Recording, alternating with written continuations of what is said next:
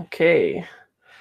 Episode 2 of A Host of Angels in Perdition using the Whitehack, which I reread a little bit of today because there's a lot of, well, it's actually really rules light, but it's a lot for me, I guess, who has not internalized the rules yet.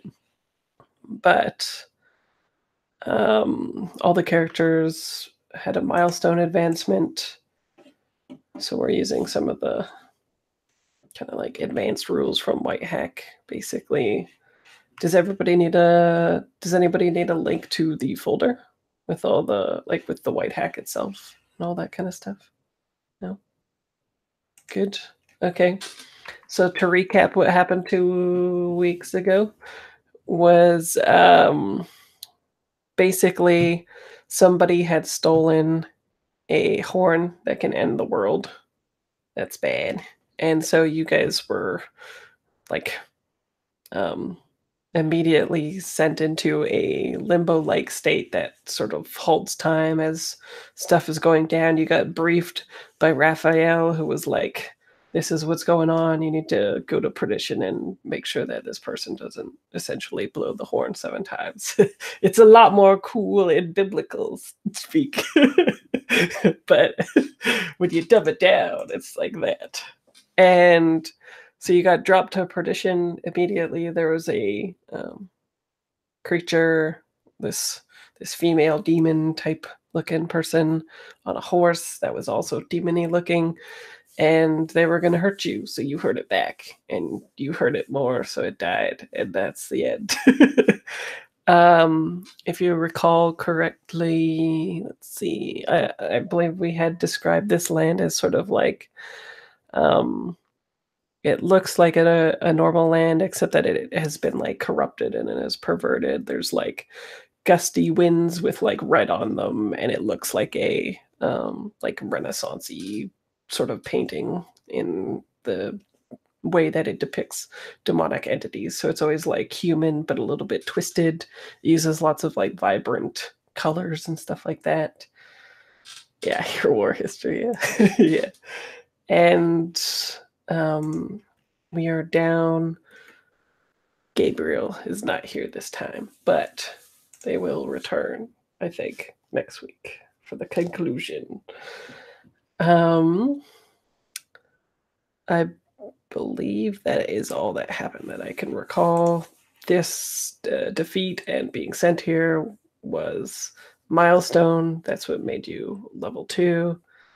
And then I think that's it. And everybody said that they're good with their characters so far. If we get to a point where you're just not digging it, just let me know, because it will have not been too much fiction. What's that, Maria? I think I can, if I may switch my divine to strength, because I don't see, because the bard doesn't stack with the divine. Oh, yeah. Yeah, if I may do that. Sure, yeah. Mechanically, that sounds prudent. Yeah. Yeah. You can't get more than double positive, so. Cool. And then as a reminder too, for whatever coin you're spending, other than what you have right now, you can always, during this, say that you purchase something and then just deduct the money. I'm not super interested in penalizing people for things that they may or may not have purchased previously. So we'll just work that out as we go. And other than that, it looks like everybody's good. Did everybody re-roll their hit points? Yeah. Is it a lot better? Aaron, yours must be better, right? Yeah, 10 whole points better. 10? Wow. Yeah, I'm about to pop off with some miracles. Yeah, just in time. Before you were kind of holding back on the miracles, but now you're just feeling so good about it. All you really had to do was, slay a demon and you get that miracle working. Cool. Okay, so I can't remember exactly what I described with the area, so I'm just going to do it again. Basically, where you had fallen into before was like a stream, and if you had continued on the stream, it was like a waterfall, and overlooking it was this hellish scape, which was just sort of like an inverted world. All the normal things that you would see there, trees and towns and landmarks and stuff like that, except there's like the hellish wind blowing there, and all those things look kind of like decayed and decrepit and stuff like that. It's almost like the hellish winds are bad for these things. And as you came out of the stream, that's where you encountered the person, killed them, and then just beyond them, after you slew them, I don't think I had mentioned this yet, but there's like a if you think of like the Iron Throne from that show that everybody likes, Game of Thrones, it looks kind of like that, as if it was just one piece. So there's not like 1,000 actual swords, but it's flared out in the back just like it, and still looks like a throne, as if somebody could sit there, except that at the very top of it there is a perched figure of like a blackened, distorted angel, and it's like a sculpture. It doesn't look like it's a real thing. I will show you the Pinterest picture. It looks like this. You could tell that it used to be angelic, but instead it's like blackened and crouched, and their wings are folded down, and it's looks like it's just one solid fixture, like a part of the throne sculpture. Yeah, it's out in the middle of nowhere. Yes. And other than this picture, however, it has one hand pointed in a specific direction. And oh yeah, remember too, I don't know if you guys recall this, but you're here to get your like holy weapons, right? Like you're going to a place called the Trickle, which, despite its funny name, is supposed to have been sort of like a cache of divine weapons that you'll use to take on, you know, whatever has stolen Gabriel's horn, or a different angel named Horn. It was Gabriel, but then Lauren named their character Gabriel, so it's somebody else's mythical horn. And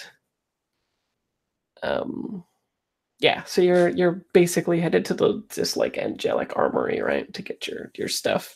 And it does not bode well that there was like a demon waiting for you and all that kind of stuff. Yeah, Gabriella's horn, exactly. Gabby's horn. Even more biblical. Good old Gabby. You don't piss her off, she will fuck you up. So, what do you all do? Is this thing a part of the chair, a decorative element, or is it a thing? It looks like it's a part of the chair. It's like one single molded sculpture-like thing. And then the hand is pointing in a specific direction. Although it looks like, how could I just... The angel on top looks like maybe it has been perverted in some way, despite being a sculpture, right? Chances are a divine stash wouldn't have like a blackened angel out front pointing the way. It probably was different if it was placed here for divine purposes. Where's the finger pointing at, if I see in that direction? If you look in that direction, it looks like without like actually going there, it just looks like it's pointing off of the cliff, not the side of where the waterfall is, but just further down where like the rocky slope. Is that where Perdition is? Yeah, well, the Perdition is the entire plane that you're in now. Oh, okay. Yeah, you dropped from like that limbo-like state, jumping in that Raphael pool thing in the church, and that's what made you fall to this plane of existence. So this whole world is like Perdition. All right. Yeah. What happens if I look down the cliff? Oh, Like so you go over there? Yeah. Okay.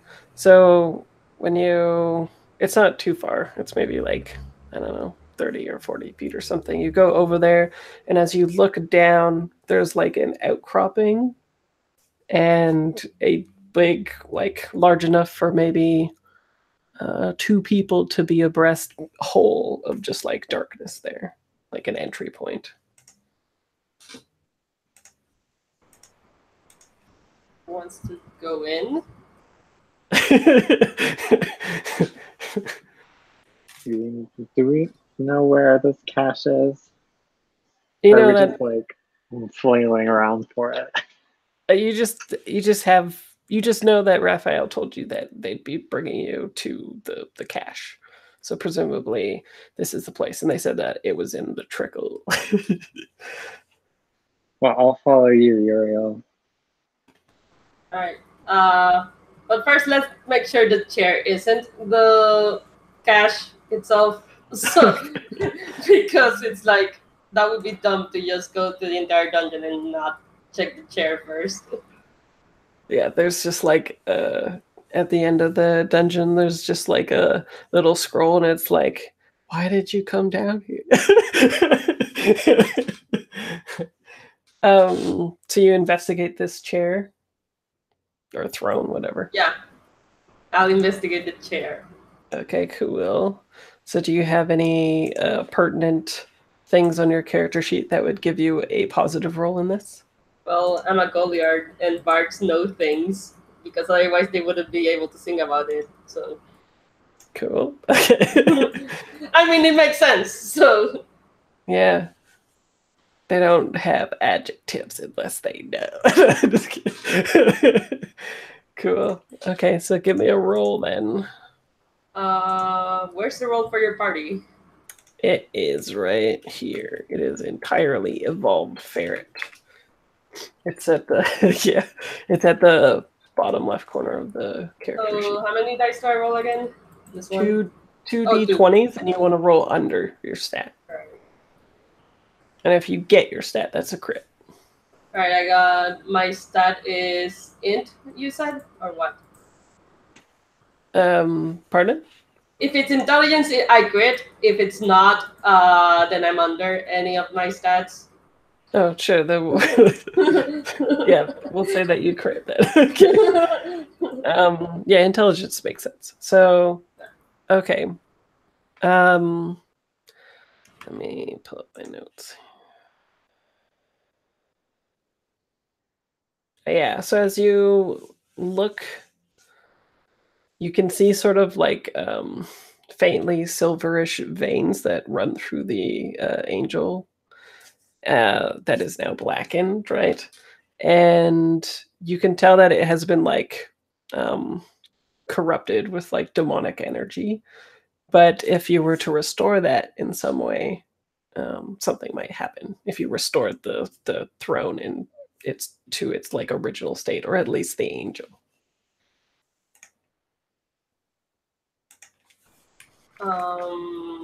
Ariel, do you know how to restore Angel's divinity? I don't have any polishing rags. But what? Polishing rags. I guess I could try something. Wait, can't you turn back time or something and turn it back to some time when it's like not corrupted? I mean, maybe. That's a big ask, though. Wait, is it? Isn't that your whole thing? I don't know. I mean, yeah, I guess so, right? I guess we could turn back time for the chair. Mm-hmm. Well, more specifically the angel, but you can do the whole chair if you Isn't the angel part of the chair? Yeah, it's a part of it. It's a part of it. It's a corrupted whole throne chair thing. But yeah. So do you think that is a difficult task? I don't feel like for a time wizard that would be too difficult, but it's up to you. Yeah, I mean, I'm gonna split hairs here and say that it is, because I don't think my bag is like turning back time or replacing time. Okay. And this like archival sort of thing it built up. Archival? So like, yeah, It's more like historical work. So like to replace something now with something with how it was before is like a big ask because that's like altering timelines, right? Okay. Sorry, we're going deep. So let's say there's like 3 scales, right? There's like the easy, the medium, and the hard. Is this hard or medium or I think this is hard. hard? Okay. Yeah. So in Whitehack world, this would be a d6 of hit points to do it, and you can save to make it half that, whatever it is you roll. Okay. Which means you just do a saving throw. Okay. And your saving throw should be better now, because it's one of the things that increases with your level. Albeit by 1, but still. What's the saving throw is 7? Is that right? It should be your ST. Yeah, I have 7. Yeah. So you want to get that or below. Okay. So when am I rolling a D20? D20, yeah. And it looks like you have divine in there too. So do you think that your divinity would help you in this at all? I mean, yeah. It feels like it, hey? And everything, right? It helps in everything. Oh. Powered by angel blood. So that's okay. 2d20. So, it's the best. 2, yeah. Okay, there's a lot of dice on the screen. Is there? Yes. Oh yeah, there is. I guess people have their own colors going on. Yeah, I guess I'll do blue. Be very clear here. Submit. 16. No, wait. Do I want the lowest or the highest? Both. Yeah, and you want the lowest, yeah. I got 10. Okay, so you didn't make it, right? So roll a d6, and then you'll take that amount of HP to work this miracle. But otherwise it happens. 4. Oh, that's not too bad, eh? Just a little bit of hurting. 6, 7 out of 11. Cool. Yeah. So what does it look like? No. What's something interesting? How do you make time look interesting? I think that what do I have on me? What do I got? No, that's too silly. I think it looks like I have to draw a bunch of crap in the ground around this throne, and maybe I probably walk counterclockwise just to make that symbolism real heavy. And I think that's all. It's a circumambulation.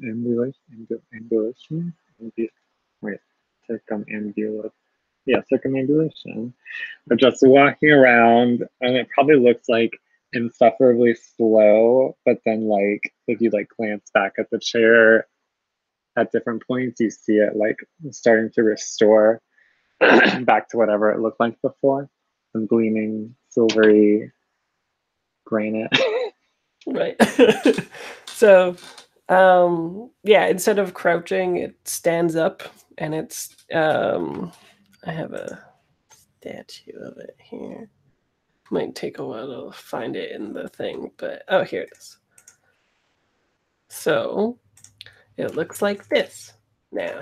It stands up and looks a lot more glorious and whatnot. It is not having a weapon and standing on a naked body being pierced, though. It's still on the throne. But the angel, perks up and looks more angelic and isn't all blackened and darkened and crouched and all that kind of stuff. And the faint lines of silver that you could see before, Uriel, learning everybody's names again, now sort of like pulsate and look more, vibrant and fresh. and they sort of pulse down into the ground, and then the ground like opens up. I was going to say part, but that's the wrong word. It doesn't create more space. It makes an opening with some stairs that you can go down in, and the lot like it's still completely dark, but there's a faint glow on the walls as the silvery veins of the statue extend along the entire surface area there. So there's like the veins in the earth, right? Except they silver. Give off some light. So there's an alternate entrance. Oh, hey. Bravo. This is probably where the angelic weapons are. Let's go. Yeah. Cool. Yeah, so what is each of you thinking? We haven't had much time to get into the headspace of the angels. What is Ariel thinking about all of this? I'm thinking that I'm thinking that I'm missing out on a lot of work. And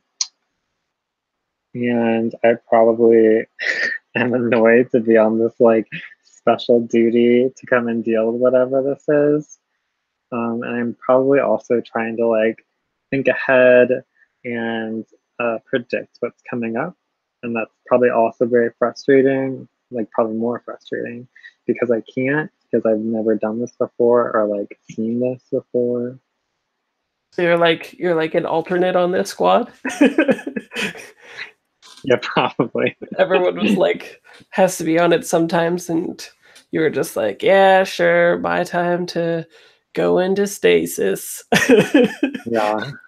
Or I was like the unlucky field scientist picked to be on standby. Right. Maybe it was a punishment. God's punishing me. Was you're a shitty librarian or what? What did you do? It's exactly like the scene from The Mummy where I was trying to shelve a book and instead I knocked over all the bookcases and they dominoed down. Yeah. Seems like a big problem in heaven, but okay. I don't think I was a shitty librarian, so if you want a reason, that's the one I'm giving. Yeah, your boss had to do some time dilation and we're just straight pissed. No Cool. time dilation in heaven. Oh, okay. It's forbidden. Come on. What about Manakel? I think I'm feeling uneasy since, like, the minute we stepped into this place, we got attacked, and this demon person said we're gonna get enslaved and sold. So I'm not feeling quite perky because Menakel's whole deal is making sure everybody comes out of this alive, and it looks like it's gonna be way harder than we thought. Not that we thought it was gonna be easy, but we assumed we were just going to be fighting. We're not actively trying to not be entrapped and sold. So that's weighing on his head as he's entering this weird hole in the ground, unsure of what's coming to face him. Yeah. Especially with this nerd, right? Who doesn't even have wings? No, just kidding. Right? I mean, clearly he's not Ark at all. What about Uriel? What are you thinking? Uriel is probably the most quote unquote happy of all of them because it's like, oh hey, adventure, let's do stuff. You're hoping to get a song out of this? Yeah, probably. Cool. All right. So here's the question. Let's assume that you guys are all competent angels of this order that you're in. How is it that you would attempt to navigate this space to discern for something divine and holy like these weapons that you search for? As you go down, there's like it's like cavernous, right? There's many different ways to go and areas. I remember you mentioned that the Gabriella's horn has a sort of vibe that it lets off that we can follow. Can we do that with the weapons? Can we feel like divine energy in the air? If you think so, yeah. This is all about you guys telling me what kind of angels you guys are. I don't want to define those things. So if you think so, then yeah. You can trace divinity. I feel like at least I can. I don't know how the other angels do. So what does that like look like on screen? Is it like, do you smell divinity? Do you feel it? What is it? I think I want to say smell it so bad, but I think I hear it actually. I think it's like the soft tune in the air, like that really cliche harps and bells and hornets in the air. Cool. And hornets. I don't want any hornets near me. And I just follow the sound. Cool. Yeah, I like that a lot. That sounds good. It's appropriately biblical, I think, right? I'm glad that you're giving this the weight that it deserves. I'm just kidding. There's no pressure, but I like it a lot. It's a good idea. Cool. So as you get into these caverns, at first they appear completely normal, but as you follow this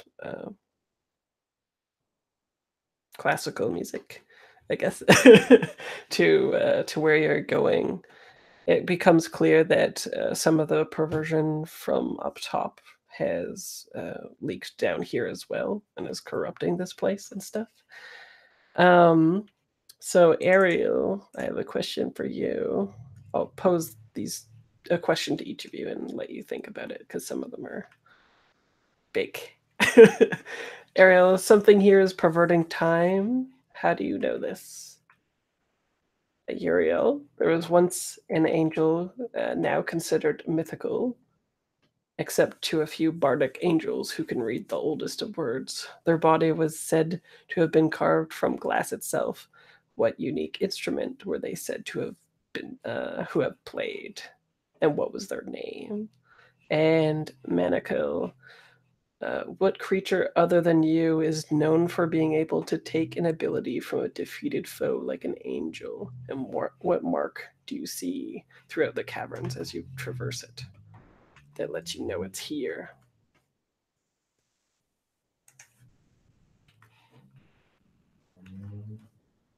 So just small things.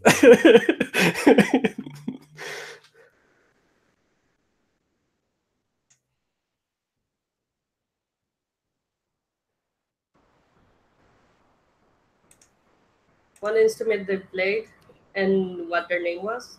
Yeah. I think it was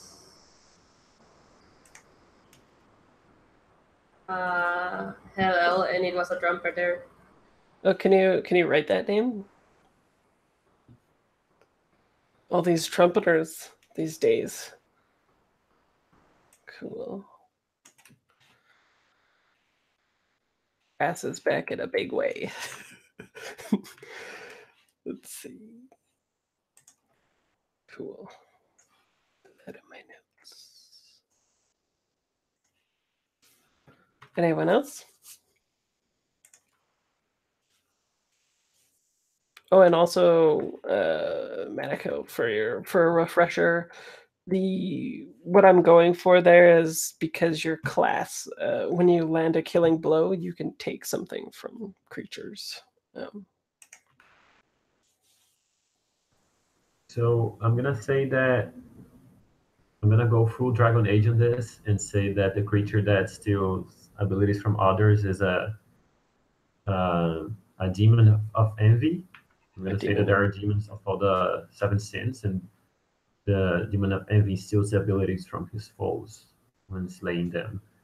And the sign that we see that it was here is that some of the features in the cave are duplicated. Like you see one stone and then you see another stone exactly like it just after it.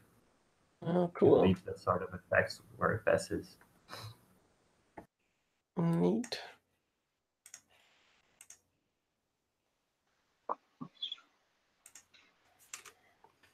Okay, so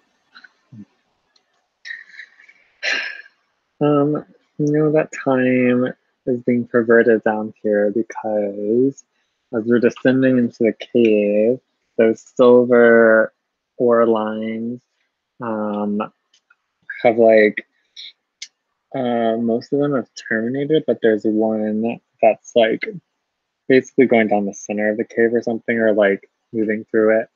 And we had to start following that one because it's like hanging down. It's like very strange. It's hanging down, and all around it there are these like basically like black motes of like not light, the opposite of light. Um, and I don't know if everyone else realized it, but they're like these tiny black holes that are, do black hole things if you get too close to them. But if you also just like look at them, you can just see time moving around the event horizon. You will. So don't go off the path. Yeah. For my notes, I don't know what to write for that. Modes of darkness.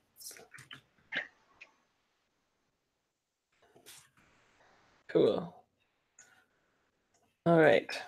So you're making your way through this. It is a very like each passage is leading you to go like further in the hillside, like going down, not like traversing the breadth of this place, but taking a pathway that is more of like a descent into what might be like the heart or the base of this large rocky outcropping. So just like the waterfall is coming down inside, you're making your way down this place as well. And at one point, the what did you say they're like again? They're like motes of darkness, right? Yeah.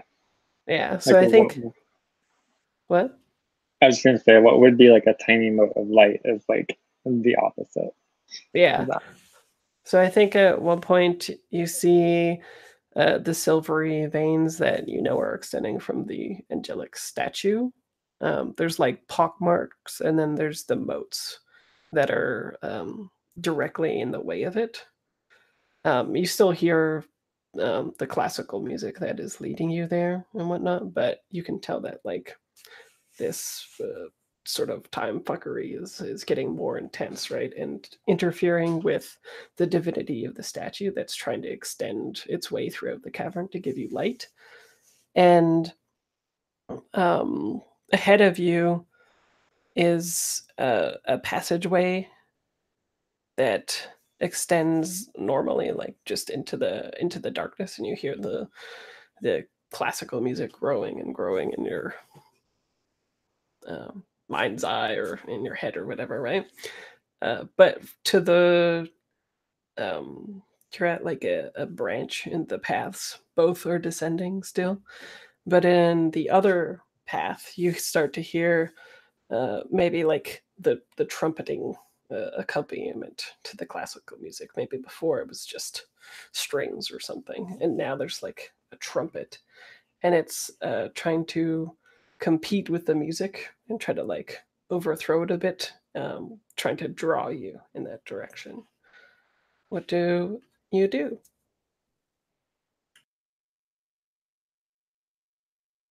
So we're all hearing this, or is it just me?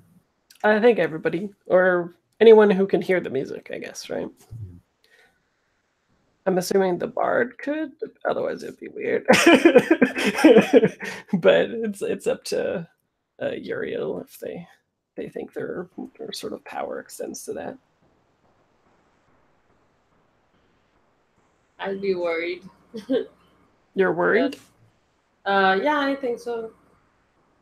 So let's keep going. The right path, as in the path that doesn't have the trumpeting that's trying to compete with the other one, because it's not harmonious. So Right. Okay. And Ariel, do you hear this as well? I think I just hear the trumpets, right? But I don't hear the the other stuff. The classical music? Yeah. You hear the trumpeting? Yeah. Yeah. And I wander off towards the trumpets. Do you? Just distractedly. Yeah. Okay. Sounds good. So if you wander off in that direction, it doesn't take long to come to like an outcropping where the walls are very black, but there's water in here that's pooling down from the top of like, how tall would it be? Maybe like 30 feet high or something like that. There's just like a hill that you can walk up, and it's very like rocky, and one side is really rocky and one side is very slippery, and the slippery slope is wettened by this like, it looks like water coming down it, and there's like pools of radiance that throw off into the blackened walls of the cavern. They look like, well, like black glass basically, right? And so that's how you can, this area is like more bright, but at the top of the hill there's like a large angelic form, looks like is like laying on its side as if they're like taking a nap, maybe with their back to you, and this trumpet seems to be coming from them.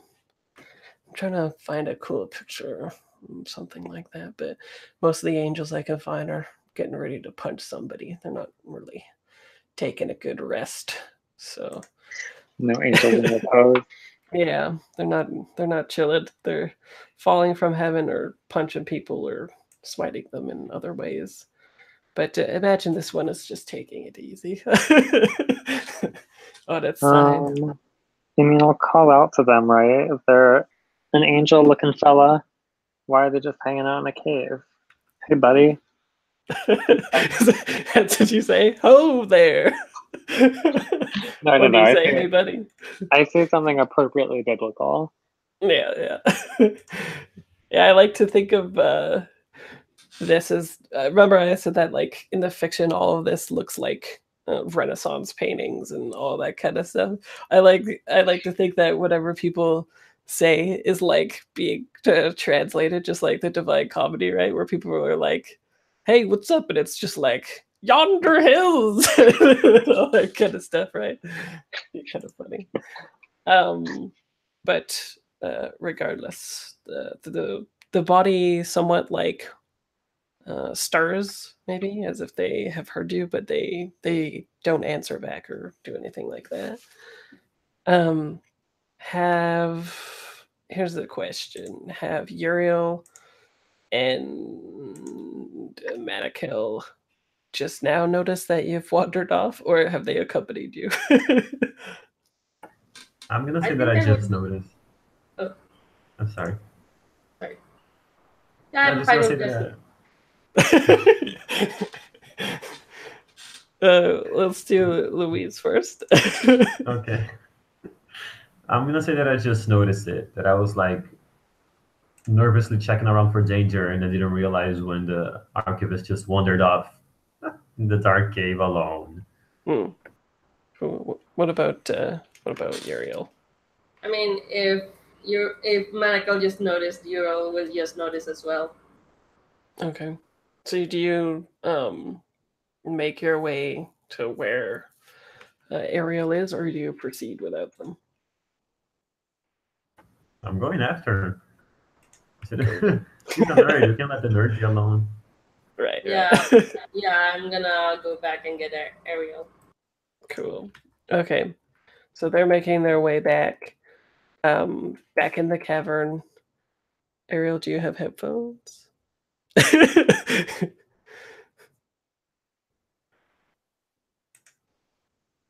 Hold on, sorry, this is a mess. My like Apple headphones fell and they got broken. It's okay.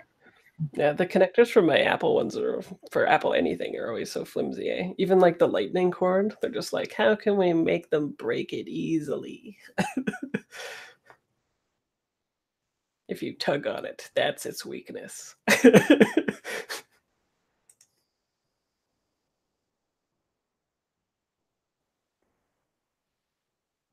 Is it good?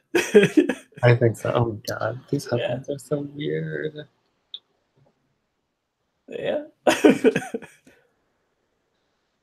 Yeah, exactly. Wouldn't even be surprised. They're like, oh, glass. Yeah, it's much better. All you have to do is tug on them and they shatter. So just be careful. But it looks so much prettier. Yep. You okay now, Darren? I don't know. I only have one headphone. I don't know. Really? Yeah, just go. Did you try plugging it in all the way? Yeah, that's what I've been doing. All the way in there. So Monica was just like, so Uriel, that music, huh? And then you look around and they're gone. No, I said Uriel, not Ariel. Those Oh. things are very confusing. Yeah, I'm they're gonna fairly read it. Sorry? Can you repeat it? What about the music? No, I was just joking. I was like, I said Uriel, but Fraser thought I said Ariel, and then I said, are you two related? Yeah, close names. Okay, so Ariel, the body stirs somewhat, but does otherwise nothing happens. What do you do? I don't know. I think that I will just. Oh, I probably zone out a little bit. I'm just gonna watch them, right? Maybe, if I can like figure out who they are or something. Sure. Well, you're like an archivist, right? That's the rumor. That's the word. Okay, so do you think yeah, so with the good thing about Whitehack is you can use you can leverage your groups in such a way that you can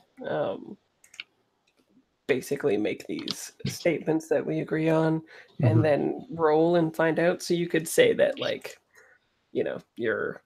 your time archivist stuff is how you would figure out who they are, or like if this particular trumpet is unique in some way or something, right? Generates like a sound that is different and would figure it out. What is your outsider group, by the way? It's something about like a tenuous relationship to space as well as time. So it's like existing outside of physical laws, if that makes sense. So it's like at once being atomically there and also not. No. Okay. So do you think how do you want to figure out more information? Yeah, I mean, I think it is through this time archivist thingy, where it's like I can spend time concentrating on them, or maybe the sound of this trumpet. I think that's interesting. And it's like layers of moments and time about this thing or around this thing, and I can start to like sort it out and see its past and potentially its future if I were better. If I were better. Snap. Okay. So is this a miracle that you're working, or is this like the way in which you recall knowledge as an angel? Oh, I like that it's the way in which I recall knowledge. This is a special relationship I have to learn with time itself. Okay. And so it seems like you're leveraging time archivist wisdom. Mm-hmm. Cool. So I hope so, yeah. So you want to get, so you'll roll 2 20-siders, and you want to get below 15 or a 15 exactly. Okay.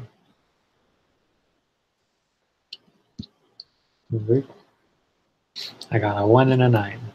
Oh wow, so that's pretty good. Oh, is it? Oh, I want to roll below it. Yeah, well, I mean, it's not amazing, but you still you did the thing, right? So you were paying particular attention to the trumpet or like the person, the angel, or what did you particularly want to know about? Oh, well, I think I was paying more attention to the trumpet, right? Because it's like being played and the person's just laying there. So even if I wanted to focus on the person, my attention was probably drawn toward the trumpet. Like Okay, what drew me away. cool. So I think I'll ask you maybe how you know this, but I think you figure it out that it's Helel's trumpet, right? The also with a success, it might seem strange to you that um, the as you pay more attention to the trumpet and particularly like what it sounds like, I imagine it's pretty like unique because it's like a biblical angel doing this thing, so it's pretty divine trumpeting. And um, the thing that strikes you though is that it would be quite hard to do this on your side, right? Like it doesn't seem like they're bringing in enough air and doing that. And maybe that's just a divine thing, but it's maybe like a little unsettling, right? Like if it was a TV show, people would be like, yeah. So what is? How do you know that this is the like legendary Helel's trumpet? What about it? What did you say about Helel? They're made out of glass, or is that the? Yeah, the stories about Helel is that their body was carved from glass itself. Oh well, then I think I know it's Helel's trumpet at least. It's not Helel themselves, because I think I really like that myth or whatever, that legend. And that's why in my like stasis or whatever, I take on a glass like form to like in homage to that. So I think that sifting through its histories and just hearing it, I think I just recognized it as it was described, and then also seeing it in different points in time that I'd seen before. Cool, I like that. So you divine this information, and then that's when your compatriots arrive. So knowing, or well, do you tell them this? Yeah, I mean, I think at least definitely to Uriel, I'll point it out that this is Helel's trumpet. Uriel, do you hear this? Do you recognize it? I never heard of the. I mean, I've never heard Helel's trumpet, but I do know of it. Well, listen, this is it. Shh. Okay. Yeah. So everyone just sits down and you have a picnic. I think I'm gonna snap at Ariel. I'm like, I don't care whose trumpet is. How do you get off walking away in the middle of a dungeon? We're not home. This is not your precious archives. You can just wander whatever you want. You could get killed. Well, I wasn't, and I won't be. Anyway, you're here. Hard to protect you when I can see you. I thought your kind of angel was supposed to be smart. Well, sometimes it's hard to keep track, all right?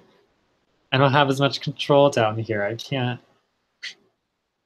I don't know. As far as I knew, I was with you. Just keep it together, okay? Is this horn dangerous? Are we gonna get killed over it? Do we need it for the mission? No, it's beautiful. Just appreciate it for a second. Yeah, you've done enough, buddy. Uriel, please tell me this wasn't a waste of time.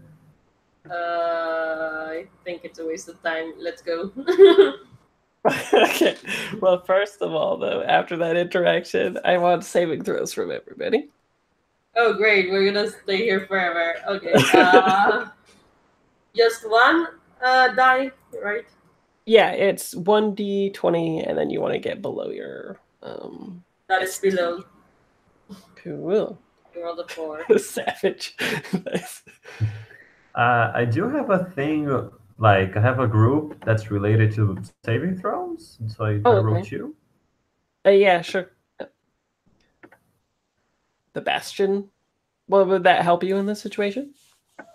It's just like I train to be the kind of angel that protects others and doesn't fall in combat very easily. I don't know. Yeah, you could roll it. Yeah, and I failed spectacularly. I got an Even 8 and a with 2? 17. Oh, okay. And then so Ariel, you did pass, it looked like. You rolled a 6, right? Yeah, it's below, right? Yeah. Yeah. Cool. Okay. So for let's see, what is it? What would it look like with 2? So 2 of you are okay, 1 of you is not. So let's do something cool before we go on the first break. Well, I'll let you define it. What does it look like to you to be like, what does it feel like to be stuck in time? You know, like it feels like maybe this conversation is happening for a really long amount of time, and to everybody else it seems like dang, I am the worst at learning names. Menaka is like unstuck from time, like sort of flickering in and out. But what is your perspective, Menaka? I think for me it plays out like Menaka is not someone who is trained in having discussions, so he's looping around the same conversation over and over again. He keeps making the same arguments. Like, no, I just told you this. You can't just wander off. And Area was like, okay, but I did fine. And they keep repeating the same discussion a lot. And Menekel doesn't realize this is happening for a while. Right. So you just feel like you're making your point a lot. Yeah, but it does click after I think the 5th repetition. Yeah, makes sense. Cool. Okay, so for those of you who are not affected by this, you see Medical, being unstuck, going in and out. But also, as you look down, you see that the difference between each of you as well is that one of Manacle's foot has stepped in the flowing river or water that is pouring down from this hill, and yours have not. So that's a pertinent thing. And then we'll go on break. Let's come back at 10. Is that good for everybody? Cool. I'll see you soon. Okay.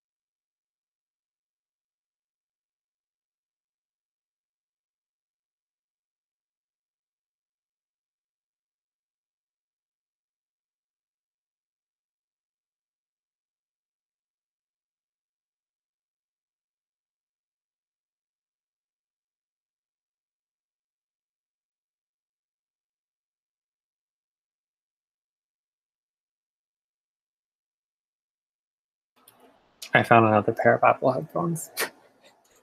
How many do you have? I don't know. I feel like I always have like 5,000 of them tucked away. Oh. These are in my car. That's good. I'm glad that you have headphones that output to both left and right ears. Yeah, I don't know. I think the line in for that one like doesn't work with this MacBook or something. It's weird. Yeah, That is weird. because I turned on the Bluetooth and I finally got that working and it was fine. So that is strange. That is strange. Okay, so oh yeah, so yeah, what do you do? I pull Manakel out of the what's it called? Out of the river because yeah, as soon as you do that, they get unstuck, and maybe it's a little jarring for Manako, who thought they were in a conversation that is probably long been over now. But I'm gonna chide Manako. Really? Rough. Manako, you can't just have conversations by yourself. It's dangerous. You might get snuck up on. Oh, poor Menekel. He's just like, he's got this really embarrassed look on his face, and you know he's holding back tears at this point. Oh, poor buddy. I don't think Ariel realizes. A leaf. So, Ariel, how do you know that the water flowing down is, well, I guess you already know that it's unnatural because normal water doesn't do that. But how do you know that this is angelic blood and not water at all? I probably look at Manakel's foot and see that it's not transparent H2O. So what is it? What does it look like? What does angel blood look like? Angel blood looks like a series of happy children running. No, I'm kidding. That's super weird. I think it's like an unoxygenated or like, I don't know. Blood is supposed to be like blue or whatever until oxygen hits it, right? Is that a thing people have heard? I don't know if it's true. I am no biologist. But anyway, I want to use that imagery. It's this like, yeah, it does sound big. It's like a very, what's a good blue?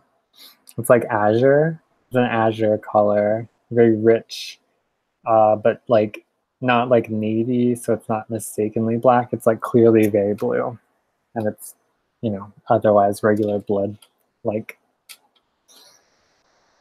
Right. There you go. So, what is everybody thinking and wanting to do now? Ariel, start with you.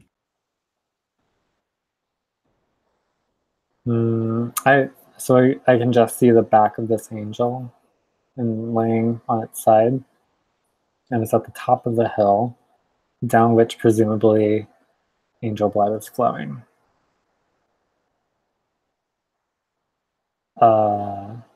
And there's still this trumpet sound?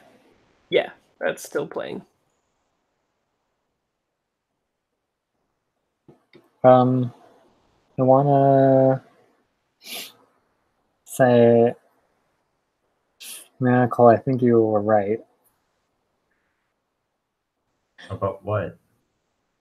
Yeah, I don't think we should stay here. Have I realized that this is angel blood yet? It is Ariel. I'm sure maybe each of you can figure it out. we don't know how our own blood looks like. I've never been good. I'm such a good warrior.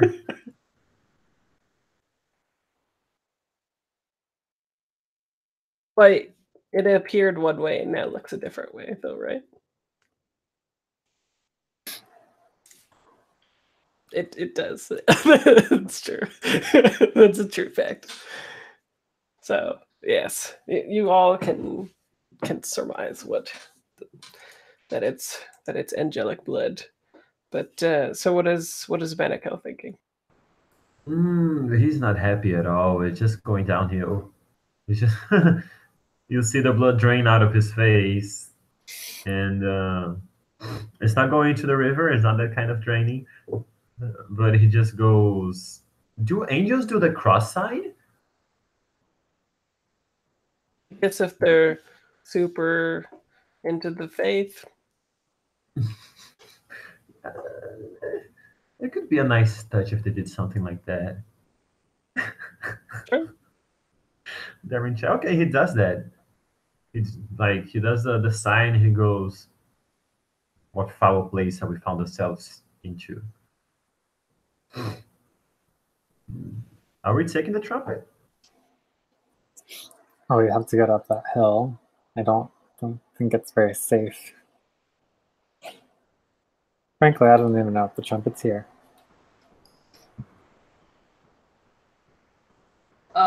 Can I dex my way there with my 100 Ghost Monastery training? Can you what? Parkour my way over there with my 100 Parkour. Ghost training, Yeah, monastery training. Yes. Presumably avoiding the angel blood. Yeah, that's my plan. Go well. My dex is 13. If that's unless you want to use something else. Is that what you've tied your stuff to? Yeah. Yeah, that's dexterity. Yeah. Sure. Oh yeah, that makes sense. Yeah. All right. I will. Oh boy. They're both higher. Okay. And you were just like parkouring there? Yeah. So I think you do make it there. Like you well, you can tell me how it is you get there and then I'll tell you what happens. I jump from rock to rock as they're and then climbing the rocks for like swift movements. Is it like does it look like supernaturally fast or Yeah, I think so. cool? So I think you negotiate it quite quickly, you know. And as you get to the top of the hill on the rocky side, I guess, right? You're not touching the slick side after all. The angel moves quite quick as well, and suddenly they go from like not, sleeping on the side to grabbing you by the throat and holding you above the rocks. But they look. I'll show you a picture. Mm-hmm. Oh, that's the wrong one. They look like a biblical angel. There we go. Here it is. So they don't have the weaponry on them, but it looks like a biblical angel in armor. Instead of the normal gold plate that you see usually with Michael, it's like greenish, right? They're unarmored, pale, curly brown hair, feminine looking. They do not have their wings out at the moment. They're covered. But they suddenly stand up. They grab you by the throat. They're looking at you, but they have like a weird stance to their body, almost like they're disjointed. You know, like they're acting quite strange, and they when they look at you, their eyes are like completely vacant, and but they begin to start squeezing. No damage yet though, but you're held in place over this rocky outcropping.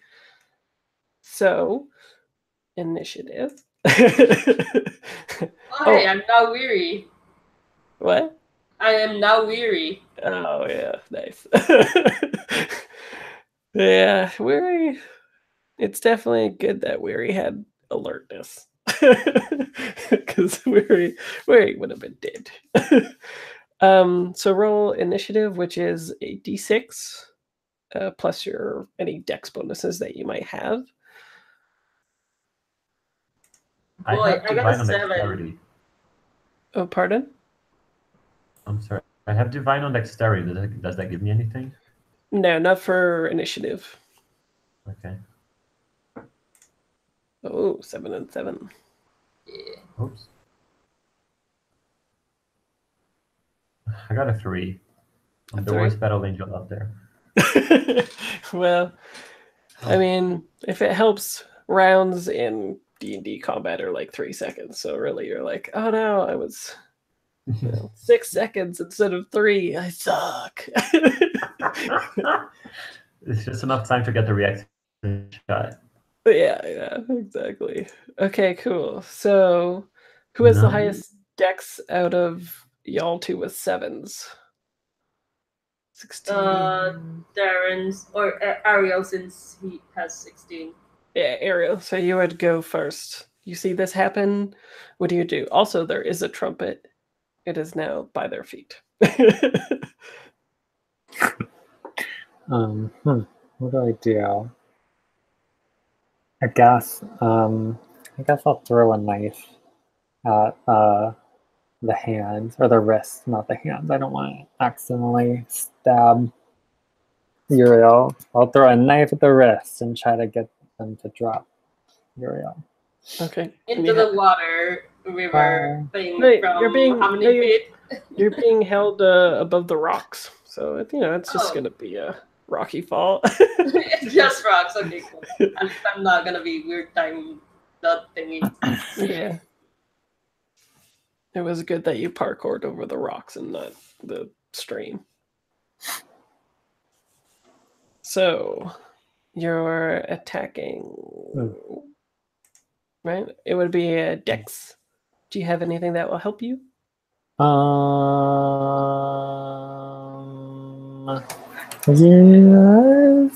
Yes. I mean, I think I could use the outsider thingy because I think that I'm not really probably throwing the knife. I may have perhaps already thrown it in a timeline past. So I'm just calling for that knife into this timeline. Okay, sounds good. Also, so you didn't have a knife, but now you do? Yeah, well, I always have knives. Oh, okay. But yeah. But you're being aided by this other timeline, right? Yeah, that's a good way to think about it. Okay. Well, I think to rationalize it, it's calling for a timeline where the knife hits and it hits, and then that becomes the current timeline. Yeah, and at that point, it's hurt because it hit. Right. Right. Only that was the timeline we were in. Okay, so you can do the double positive for your dex then. Okay, it's the d20s, right? D20s, yeah. 12 and a 16. So that's a crit, right? Yeah, because I got a 16. Yeah. So Cool. that's double damage. Double damage. Where's your... Do you have the stats for how much it will damage? I have 1d6 minus 2 by my throwing knives. Cool. Okay. Roll it up and then double it. Okay. Reroll. I got a 0. What? I got a 2. -2 is 0. I'm sorry. 0 times 0. Yeah. No, it would have been worse if you got like a -1 and -1 times 2 is -2. Can we say it's stun damage? As harm? It's gotta be more than nothing, right? It's a crit. No, that's...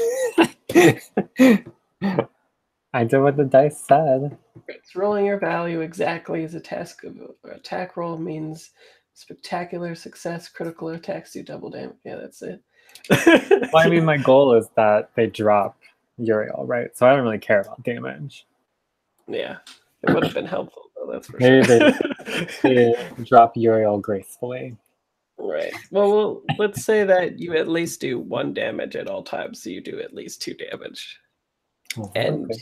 and you get what you were looking out for there. So Okay. cool. Okay. So that happens. I think you see me throw as if I'm throwing a knife, but I'm not throwing a knife, and then just there's a fucking knife. That's the image I want. It's Time knives. Yeah, so it looks ridiculous, but then it What works. kind of knife is it? Like, does it look like acupuncture or what? No, that's a needle. I think that this is like it's like an unfinished knife, so there's no guard and there's not a hilt. It's just like the tang of the blade. Is that a thing? So there's like the blade, and then there's like the little metal part that the guard would go on. It's just that. Cool. Yeah. Cool. So, right after that happens, this angel releases you. What do you do? Am I falling out? Am I falling on the rocks? You are dropped, but I don't know. You're like a parkour dex. Maybe just make a save, and then you can do an action as well, because you can always do a movement as well. So, Do I do double positive because I have parkour skills? if you have parkour skills, sure. Right. Is that like a thing? Oh, that was the 100 Ghost Monastery training. Oh yeah, right, yeah, for sure. I rolled 2 dice and I got an 8, which is exactly on my save. Does that do something? On the save, let's see, save.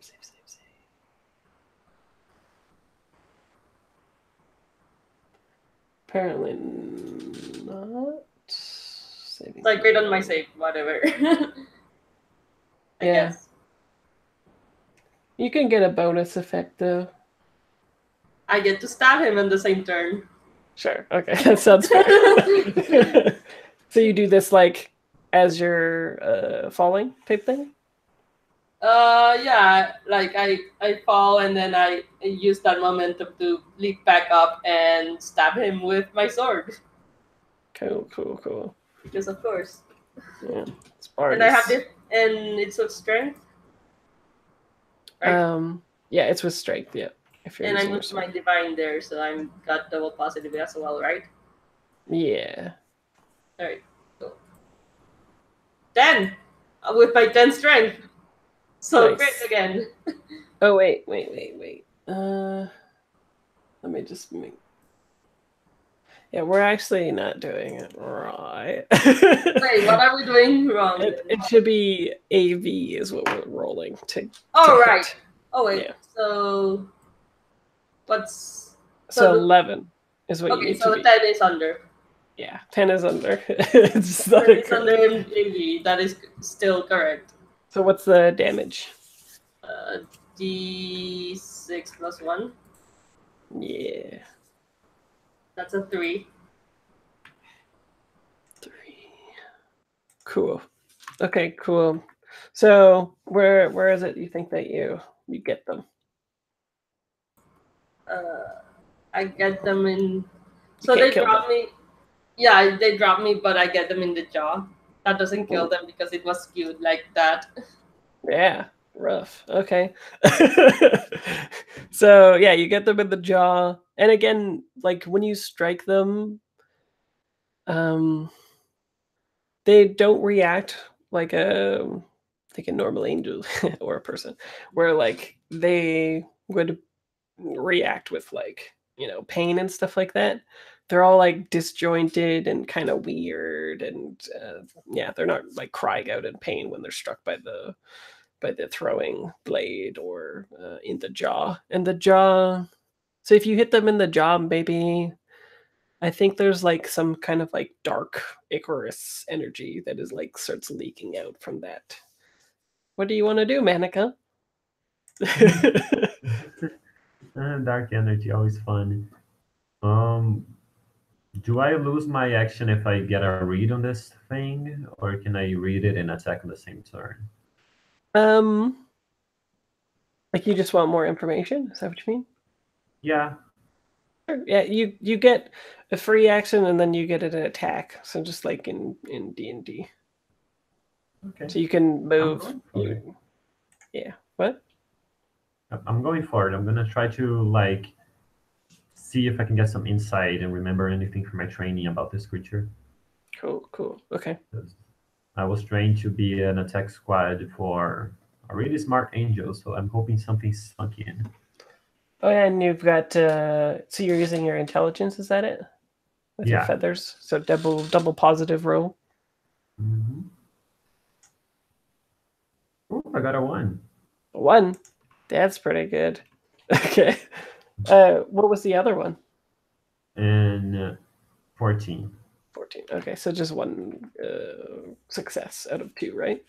Yeah. Cool. Okay, and you want to know just like more about it? Yeah, especially weaknesses. Especially weaknesses. Okay, so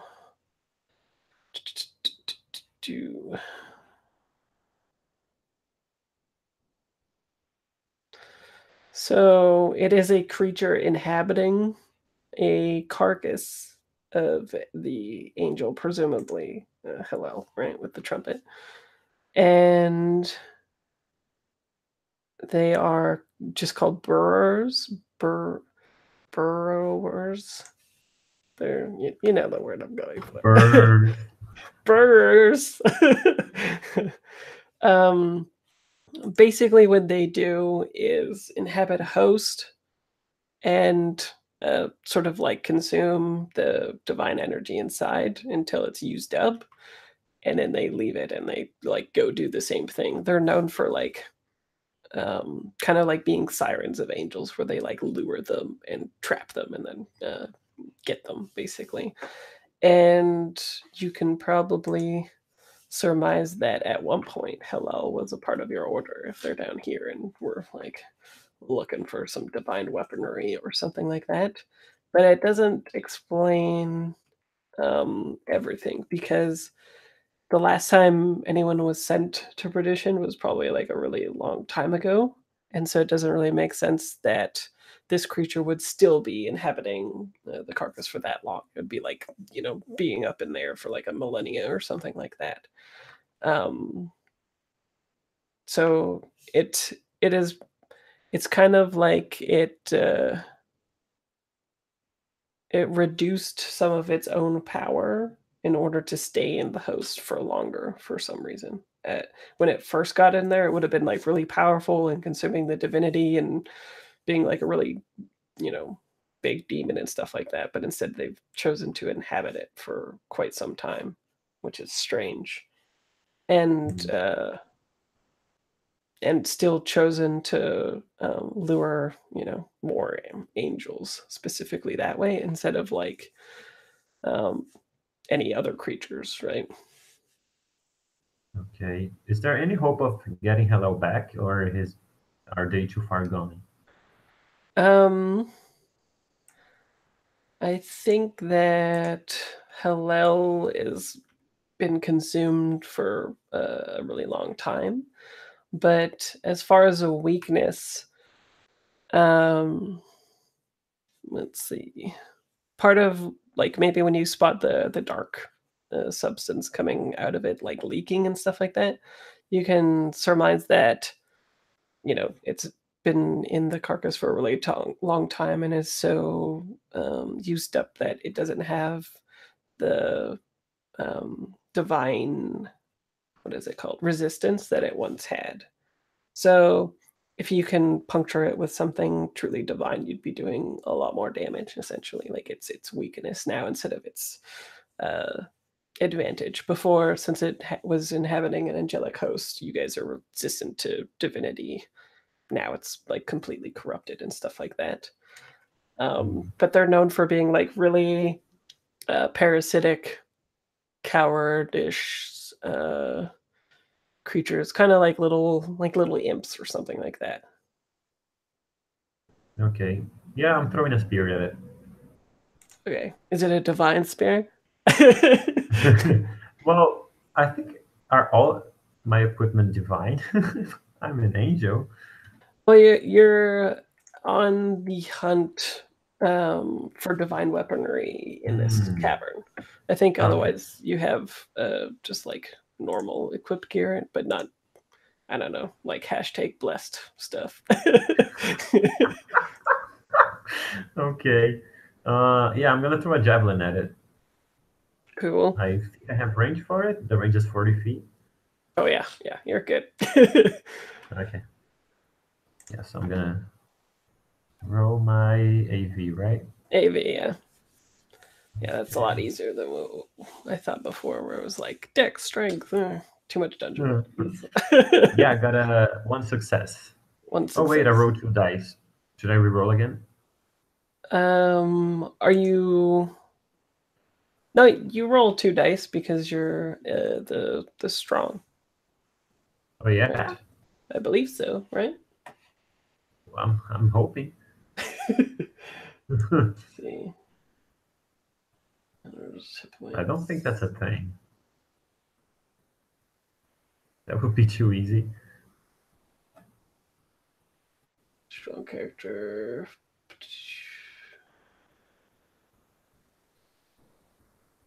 I'll just reroll just a 1. Ooh, I can make a number of free attacks equal to my level. This is great. Oh yeah, I guess you're right. You get +1 AV if you have strength above 13 or higher, though, and +1 damage if you have a 16 or higher. Can I say that I threw 2 javelins since I get 2 extra attacks because of my level, and 1 hit and 1 didn't? No, sure. Yeah, that's a good way of solving it. Yeah. I'm double wielding javelins. I'm like, die!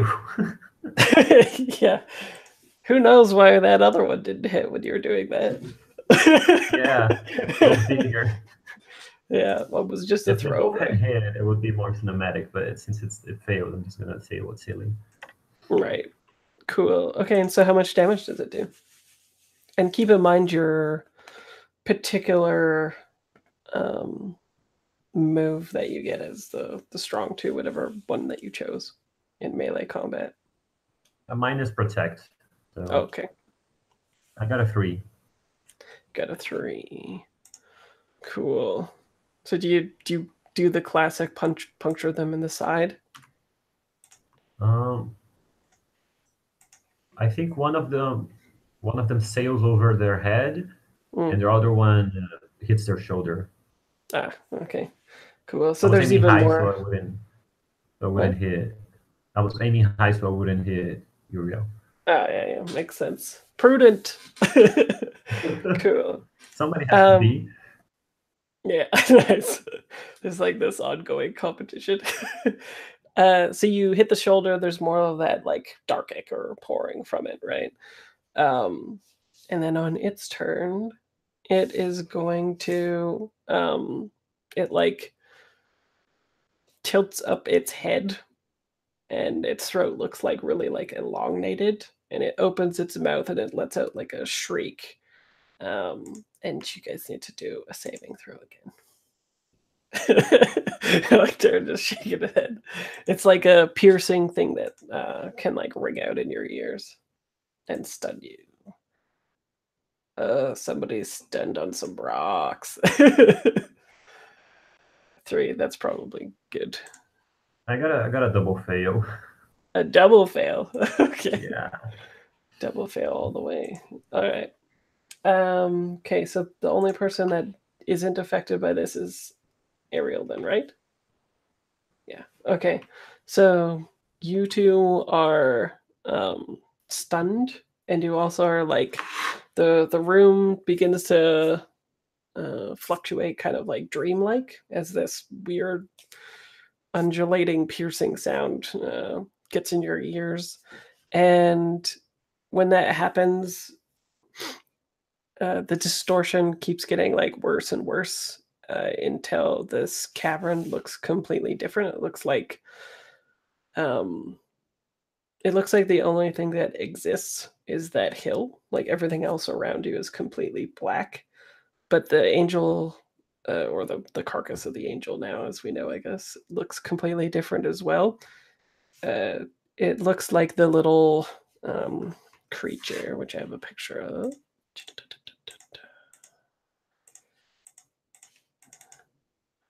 It looks like this. Y'all are amateurs, nice. Healthy competition. So that's what their normal sort of form looks like. But what you see, because they're like mouth was open to a shriek and stuff like that. The sound is still piercing, but when they look forward at you, their like mouth opens wide, and within it is the face of that the thing that I just posted, the like kind of demonic entity with the two eyes and stuff like that. And it seems like time has stopped for you guys, right? Just you two. And it says, if you spare me, I'll give you more power than you could possibly imagine. And yeah, so what do you guys think about that?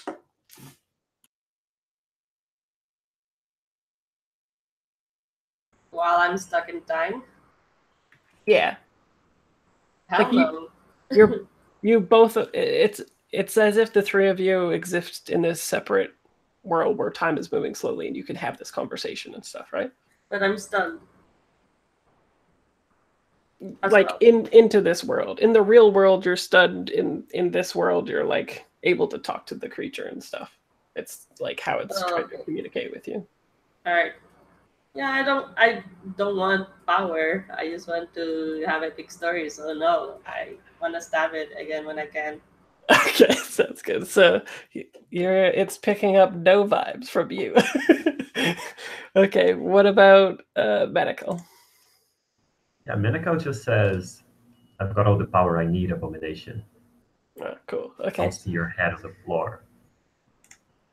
I think its eyes get like a little bit brighter, right? Because it widens, right? And then back in the real world, this shriek is happening, and Ariel, you can act.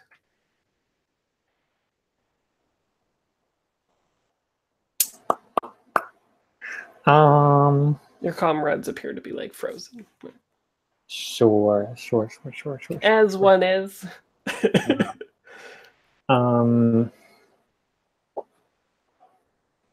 What I want to do is I want to like collapse whatever weird dimension-y thingy time whatever they're in back into reality. Bring back my friends and slam this weird thingy back into wherever in front of us. You're muted. That's also true. Yeah. Okay. Cool. Okay, so you're doing your is it like a spell? Yeah, I think we have to say this one as a spell. Maybe it's time archivy related, but I think it's definitely I'm shifting timelines again. Right. It's a miracle. Yeah. Cool. Okay, so do you think this is difficult? Yeah, I mean, I think it's like a medium rare difficulty. Yeah, it's not. It doesn't sound like it's as hard as rewinding time of a statue, right? Yeah. It's more like, I see what you're doing there. Nope. Yeah, resting open that curtain and pulling back the kimono. So what that means in this sort of graduated difficulty is it's 2 HP that you incur unless you make a saving throw, which would cut it in half.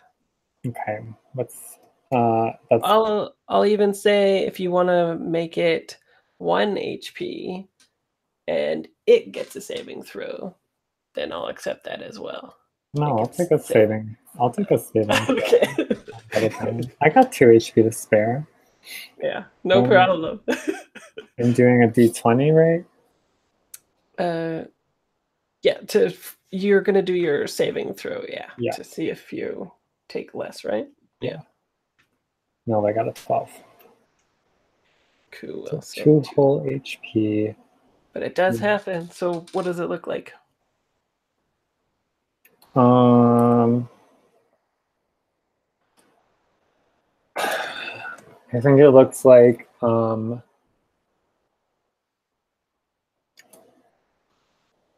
what I want to do is I'm going to I want to grab a little black hole note and I'm going to like basically just like on screen, basically just use it as like a sort of focus thingy. So I think I have it, and then I just want to like abracadabra over it and then I'm gonna like slap my hands across it and make time come back together. Sounds good. At first, when you were like, "I'm gonna grab this boat," I was like, "Are you gonna throw it into its mouth?" It's like, making sure. What a spell, huh? Yeah, cool. Okay, I like that. Cool. So you guys are not stunned anymore. It doesn't get to attack you as it would have before, especially after you rejected it. So top of the round would be Maria. What does Uriel get up to? Stabby, stab, stab, stab, stab. Some more sword stuff? Some more epic sword shit. I roll 1 die or 2. You roll 1 die. Okay. Oh boy, that's a 10. Cool. And That is under my... That is under. Yeah, cool. Damage is... 4 plus 1 is 5. Oh shit, okay. So it's like looking pretty fucking haggard. It's like dangling on the thread of life right now. Where do you get it this time? What happens on I'll stream? just do it on a side. Yeah. Not the side. Like, it's screaming at me. I get loose from the screaming thing. I roll over and stab it at the side. Cool. Okay. Nice. So, the body doesn't scream, but within the body, you hear like the screaming of the actual creature, right? And Manako, what do you want to do? I think you hear it like, it does like the scream from the side, and then it also says like, like, "Wait, I can help you," that kind of thing, and then Manako acts. What do you do? I'm gonna rush up to this thing and hit it with my Morning Star. Oh fuck! Wait, I can help you. Sounds good. Okay, roll it up. Do I roll anything to get to it? No, you got a movement speed of 35 feet. That should be fine. And I have 2 free attacks, so I'm gonna do a whole lot of. I'm gonna roll the 2 of them at once. 1 hit, 1 miss. Cool. How much damage do you do? I give you a hint. You don't have to do much. You need to do 2 damage. Come on! I want the power. Oh, I got 2. 2? Yeah. Okay, well, you did it. So cool. All right. So what does it look like to deal the killing blow to this thing? So Manakau pulls out his Morning Star and his shield, and he's charging towards the creature, and he's roaring at it. And he just jumps over Uriel, if Uriel was crouching for that less action, and he just bashes the creature's head in with the Morning Star. Like, I think he tries once and then misses, and then he does an upswing, and then it like crushes the head from the jaw up. Cool. I see you in chat. Yeah. I wanna get biblical. Yeah, exactly. Cool. So I can hear your body pop.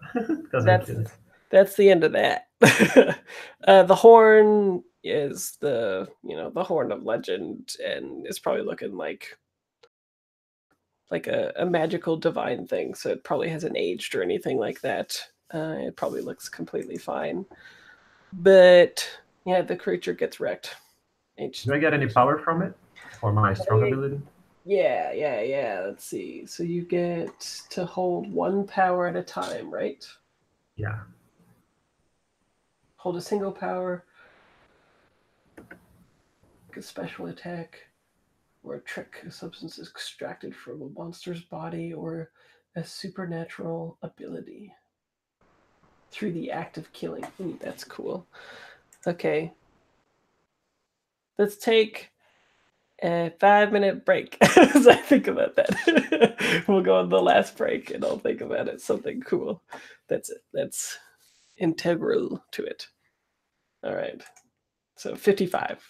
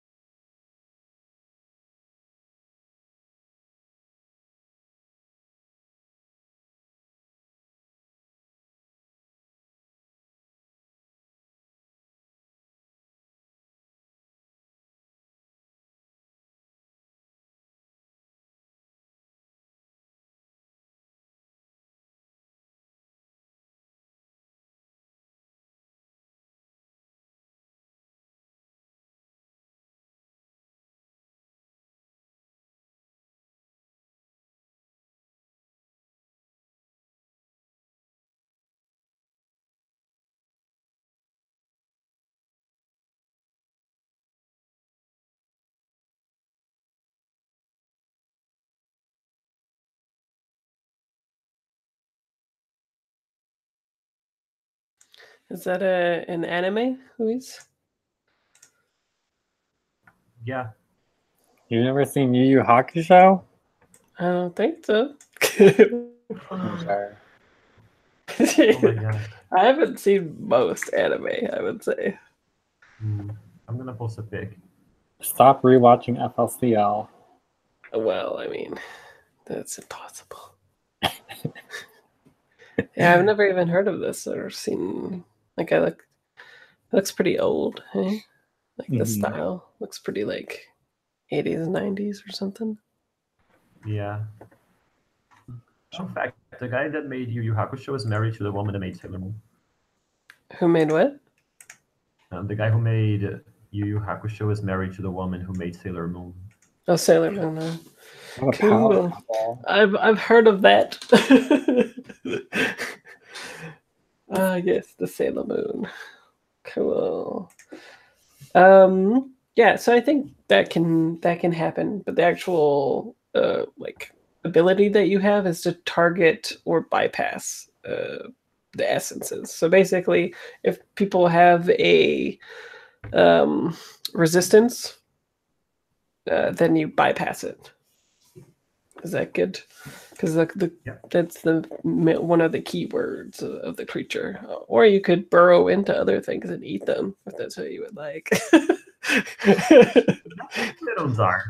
Yeah, you become cannibal. I become Kirby. Yeah, so you can tell me what that looks like, though. Landing the killing blow and taking, its power into yourself and such. I think as I hit it below the chin, its head pops up and it starts like pouring that black ichor down the neck as it's dying. I just shove my hand in there, and when I pull it out, it's got the ichor swirling around the hand. Nice. Sounds good. Cool. So what else do people want to do?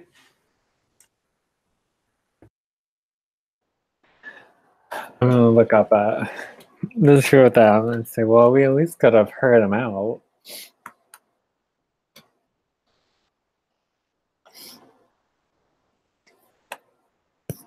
I'm gonna grab the trumpet and clean it off and pocket it. I'm gonna say the final rites for Helel. What does that look like? Am I gonna speak Latin now? I am. Oh my god. So I have the Wikipedia page up. Let's do this. Assassin's Creed style. I'm just gonna go with the last verses. Ekies katimpake. Amen. Oh, that is quick. Sounds good. And on screen, is it something literalized that we see on screen, or is it just look like a prayer? No, those are the angels are all about the Latin. Yeah, but I mean, like, do the words actually, like, do you see Helel's soul or something, like, going back up to heaven or anything like that? Or is it just the words? And, like, does any visual thing happen from it? No, it doesn't. It's just like I close their eyes or whatever's left of them, and it just nothing happens. It's just symbolic. Ah, okay. Sounds good. Okay, and you've got the divine trumpet, right? What is it that you usually play, Uriel? A lute. A lute, okay. Cool. I want to make a sketch of Helel. Sorry, what was the question? Sorry, I got distracted by stuff going on. Oh no, I just asked what you normally played, and you said a lute. Okay. Like, I didn't know if there wasn't anything else attached to that. No, I don't think so. I was just curious if, like, I didn't know if you were double trumpeting it up or what. No, I play a lute, but I can play anything because, of course, I can. As one does. Okay, sounds good. And so, Ariel, you're sketching something? Yeah, I want to make a sketch of Helel. That's it. Oh, okay. Just in case. Like the body or Yeah, the body. Oh, okay. So What's- you're like the first forensic scientist of the angels? No, I'm just making a record. I can archive it when we get back. I'm doing my job. Right. Okay. Sounds good.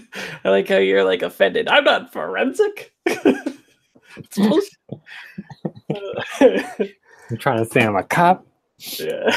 Yeah. The chalk outline. Yeah. Awesome. Okay, cool. So with that out of the way, do people just continue on to the sound of the choir or the classic music, that kind of stuff? Yes, I would like to get to the actual weapons, not trumpet. I like how you're like a bard and you're like, yeah, whatever, this trumpet, fuck that. Who needs a trumpet these days? Especially a divine one. As Uriel pockets does the the- trumpet. What does the divine trumpet do, anyways? It toots divinely. Dudes. I think it just has like potency against whatchamacallit. So I can make stuff. So I can make the horse that I stopped from attacking, make it stop attacking harder, I guess. Right, I think it might it's like more fictional positioning for you to try other stuff. Yeah. Nothing is really like cemented, it seems, in Whitehack. It's just fictional positioning that you can use in creative ways. I am gonna pick up my javelins. I'm not gonna be that player that leaves stuff lying around. Yeah, sure. No problem. Yeah. Also, Maneka was gonna ask Uriel how they are. I'm just gonna be like, I keep wanna saying like, "Hey, you good?" But I want to make it angel-like. Biblically, hey, you good? Yeah. Duff Dow. Yeah, I don't know. I don't speak biblical. It's like in brackets on the subtitle, ask if they're okay in biblical language. Yeah, Duff Dow good.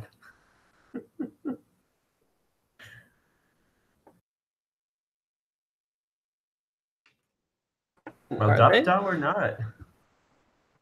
Wait, sorry, what? If I was good at?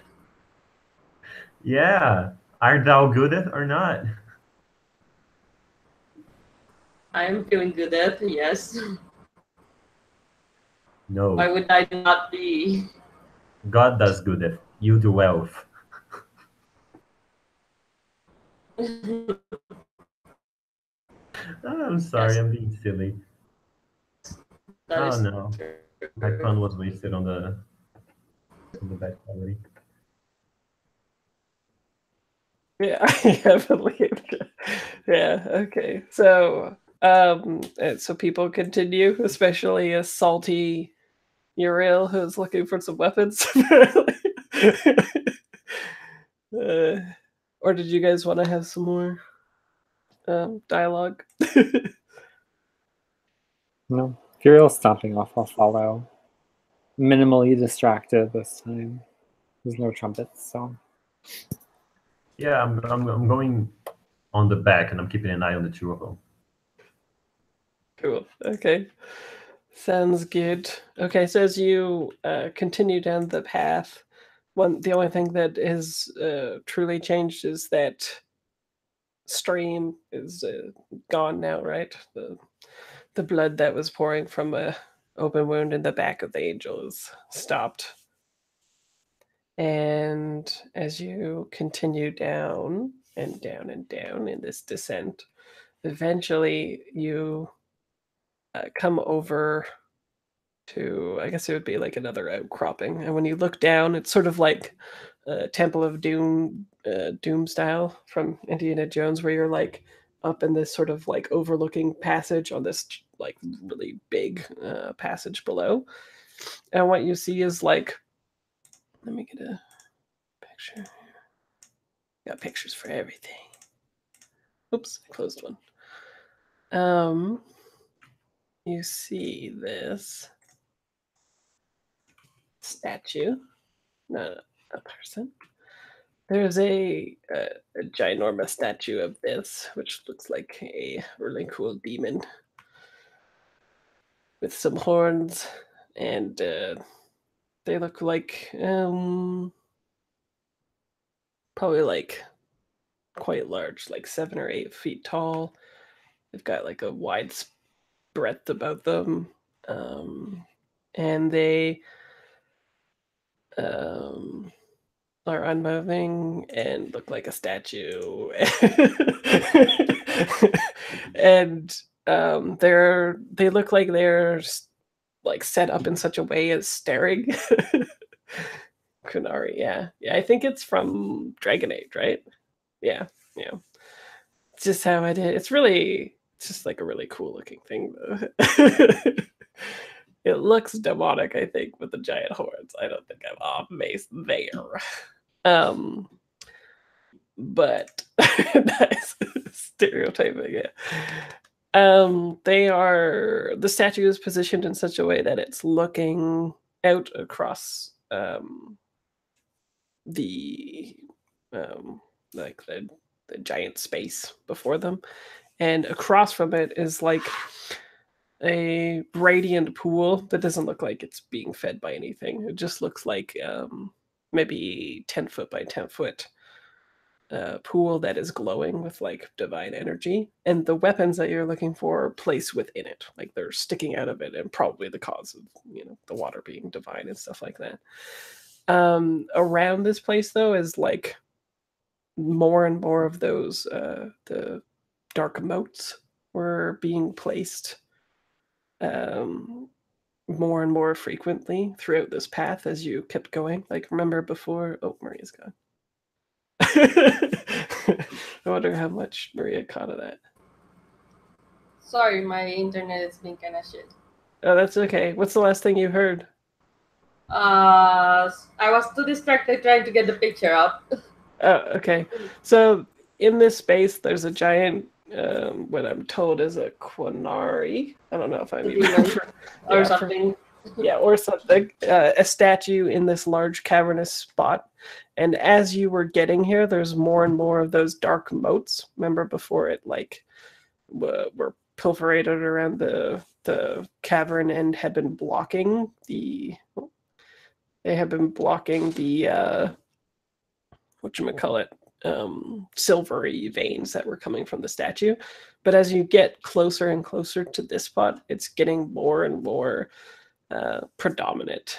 And in that cavernous space where you're overlooking right now, it seems like to dominate the entire space except for that radiant pool. So it looks like, very extremely dark in there, except for the radiant pool. And the radiant pool is the only thing that's splashing light onto that ominous statue that I shouldn't call a demon, but looks like one. And oh yeah, and you didn't hear, I guess, but the pool of light is glowing, probably because the divine weapons are thrusted inside of it and are like emanating from this spot. So you could kind of surmise that it's the only place that hasn't been corrupted by this, whatever is happening in this place, basically. Jump on the water, I guess. Well, you're in the outcropping now, so you could like fall down or something. But imagine you had just come to like an outcropping or a cliff looking over this, and you're looking down at it, Temple of Doom style. So it's like, yeah, you could jump down, but I just want to warn you that, like you're jumping down into this space. You're not just like la da da da da, that kind of thing. That makes sense. Like a Pocahontas style dive onto the water. Okay, sounds good. I'm torn about So I don't think the dive is going to be a saving throw, but when you entered the space, there's a saving throw involved. Pocahontas style. Nice. Alright. So you want me to do a saving throw, right? Yes, a saving throw, please. That is a nat 20. Oh, okay. That's the worst. Yes. Yeah. That's the worst. Okay, interesting. And your goal was to dive into the radiant pool, right? Yes. Cool. Okay. So I think from your perspective, what happens is you do this like elegant swan dive off of this precipice into the water, and it's like you're on stage and someone just turns out all the set lights, right? Like you're just falling and falling in an endless pool of darkness. But what the other people see is like you do the swan dive, and then it looks just like Medical when they were out of time, you know, like getting stuck in and out and stuff like that. It was looking all Japanese horror-ish, right? Where people are like moving around really fast and stuff like that. Very good at the horror. But yeah, so that's what happens. I guess you two see this happen. So what do you want to do? There's no initiative just yet. Is there a way I can recover HPs? Because I have an idea. Sure, like in between now and then. Yeah. Sure, Well, we can. yeah. We can say that enough time has passed that you could have done like a rest. Okay, that's easy. I was gonna say, what if I was taking a nap in another timeline? I'm gonna. We'll just say that after the battle, you guys were probably winded and rested for a little bit before continuing on and doing a Pocahontas dive. Yeah. Do I just get my HPs back, or is there a thing? Yeah, you just get it back. Okay. Oh, well, now I got a lot of options.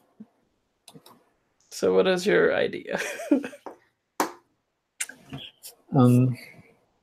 So we've got a big imposing demon statue across from us, a big pool that's glowing, probably from some divine weaponry. We're on a cliffside, and Uriel is repeatedly swan diving into this lake thing, pond, water, pool. Yes. And here, actually, the statue can look like this instead then, since I'm getting some black.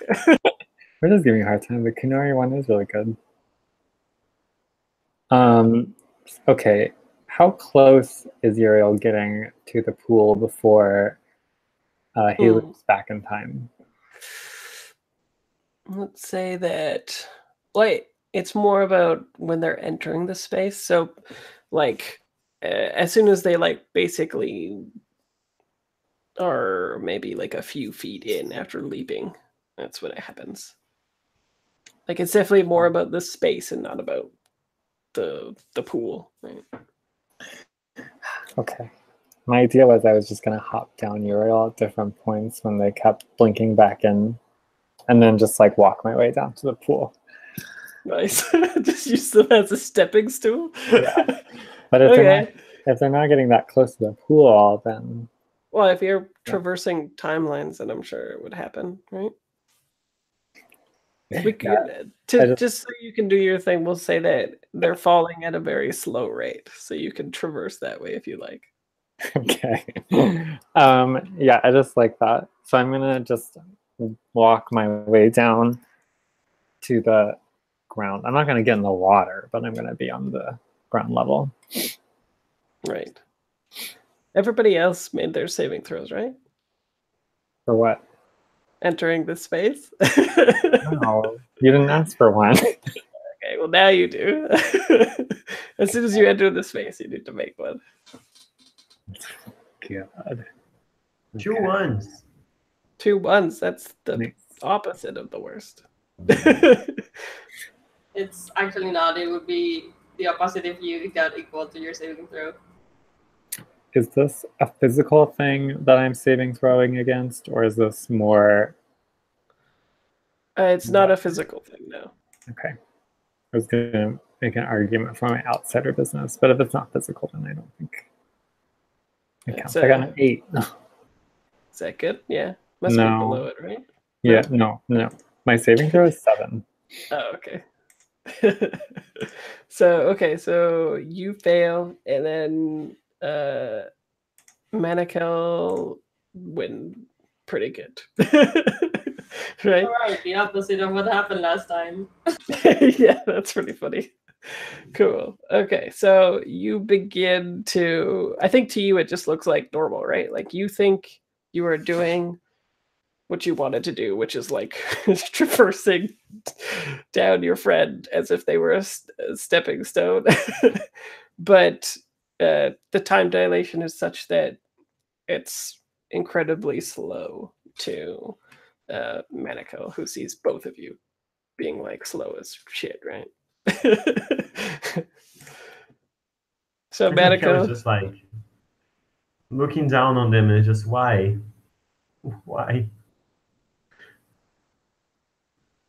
did I even come on this mission? Why is God punishing me? Yeah, I have no idea what to do.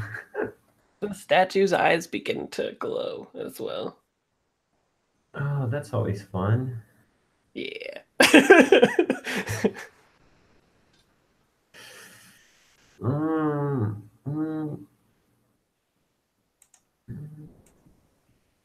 Manacle stop the eye so it can stop lagging the server. Do you think that something to do with your divinity might be able to do something? Since it's, you know that your divine blood has something to do with time stuff. And everybody has divine stuff. Wait, who are you talking to? Me? Manako. Me? I have time stuff. Well, everybody does in their blood, right? The angel blood that was running. Oh. Damn. Yeah. I think I'm gonna go for intelligence again and see if I can make sense of this.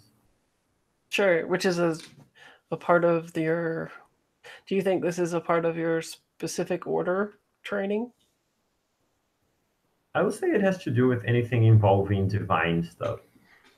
Divine stuff? Things that prey on the divine and things that are divine, so... Sure. Well, I mean, like, it looks like on your character sheet you've got your special order is linked to intelligence. So if you make the fictional positioning of having your special order help you on the intelligence, that's when you get the bonus to your rolls and you get the double positive. Mm-hmm. Otherwise, you can still make the roll and say that it's linked to your divinity, but mechanically you don't get the bonus unless it's tied to the thing that's in the group. Does that make sense? Mm-hmm. Yeah. I was trying to go for the Alpha Feather one. Oh, okay. I thought you were trying to hit divine in Dex, so I was trying to move you over. Okay. Yeah. Cool. Okay, so this is a part of the special strike squad. Yeah, like we were trained for recon, so we were versed in looking at stuff that has to do with divine beings. Cool. I like that. Yeah, double fail. Double fail. Okay. And this was just to see if you knew anything, right? Yeah, I wanted to get a different read. I think what you see then is there is a path on the ceiling that would have been, if you were following the path that the blood was flowing down from the angel carcass, it would have landed in such a way that it would have poured onto the statue. That's what you get out of that. And then the statue begins to be like more animated as you look at it and try to scrutinize what's happening, right? And it begins to take like flesh quality to it instead of statue, almost like kind of like when you guys were in your hibernated states, right? Where you're kind of like all in stasis and stuff. You could think that this creature, this what I think is a demon, is similarly coming out of the state, probably sensing something has come in. And when it walks, you can see like the motes of darkness spreading across the ground, like disseminating from its touch where it goes. And it walks up to let me roll a dice. Yeah. I need to disclaim responsibility. Whoa, that's a lot of dice. I'll be orange, I guess. Cool. Okay, so what happens is as we suddenly switch to Ariel's perspective as they think that they're doing a fine job stepping stone from their friends, which is funny. This creature is moving incredibly fast comparatively to you. So I think what it looks like is you're like taking a step down off of the body of your angelic friend, and suddenly it looks like the demon animates in like super speed, basically, right? Like it wasn't doing anything. Maybe you get a glimpse of its eyes being glowing, and then suddenly it's like there close to you, kneeling down, and it's trying to like wrap its hands around your body. And I would like a saving throw, please. Well, this one I'm definitely gonna roll with advantage.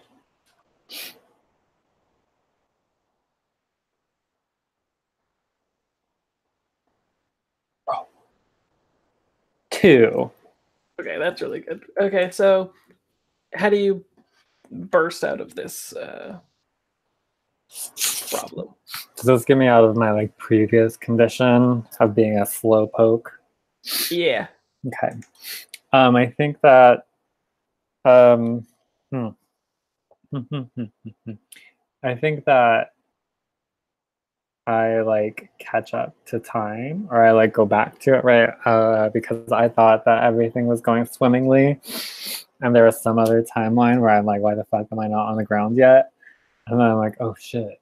And then I like snap back to myself, and then I see this like hand closing around, and I think that I just what does it look like? I think there's like a billow of my white robes, and the grass happens, and it closes on nothing, and then the robes like slip out of it, and then I like I'm there on the ground. Cool. I like that. Okay, so initiative time, except for Uriel, who will do a saving throw.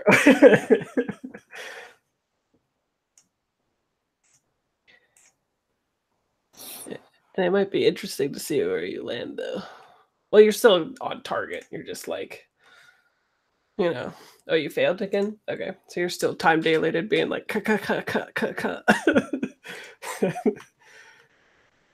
Then I guess that's just 7, right?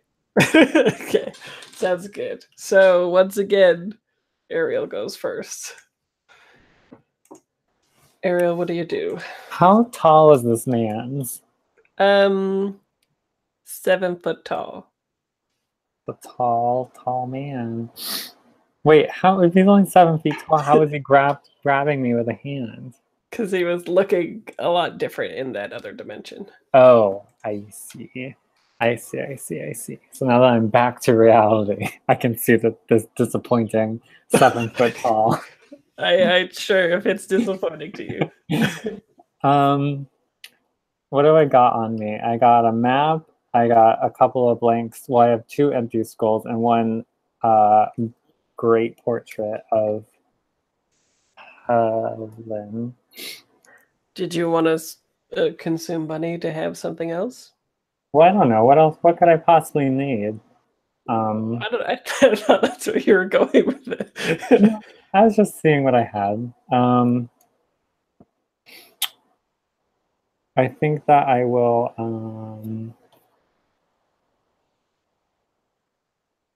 Wait, where are you at, Monaco? Monaco? I'm Still just on hanging the around the cliff. yeah, not jumping down into dark Yeah. spaces. No,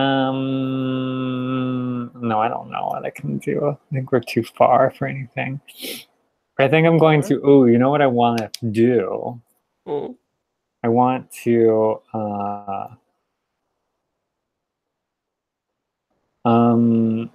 I want to change. Okay, just go with me here on this one. I want to change my robes or part of my robe, maybe a long sleeve, into like a sword.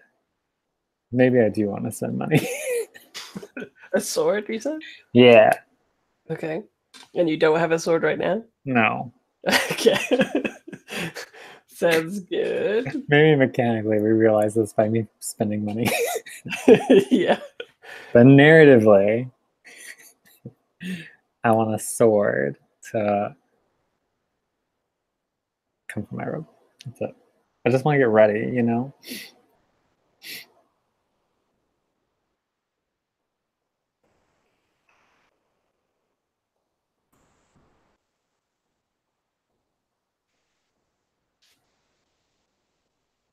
Did you buy one? Yeah, I don't know anything about it though. So it's 1d6 plus 1. Mm.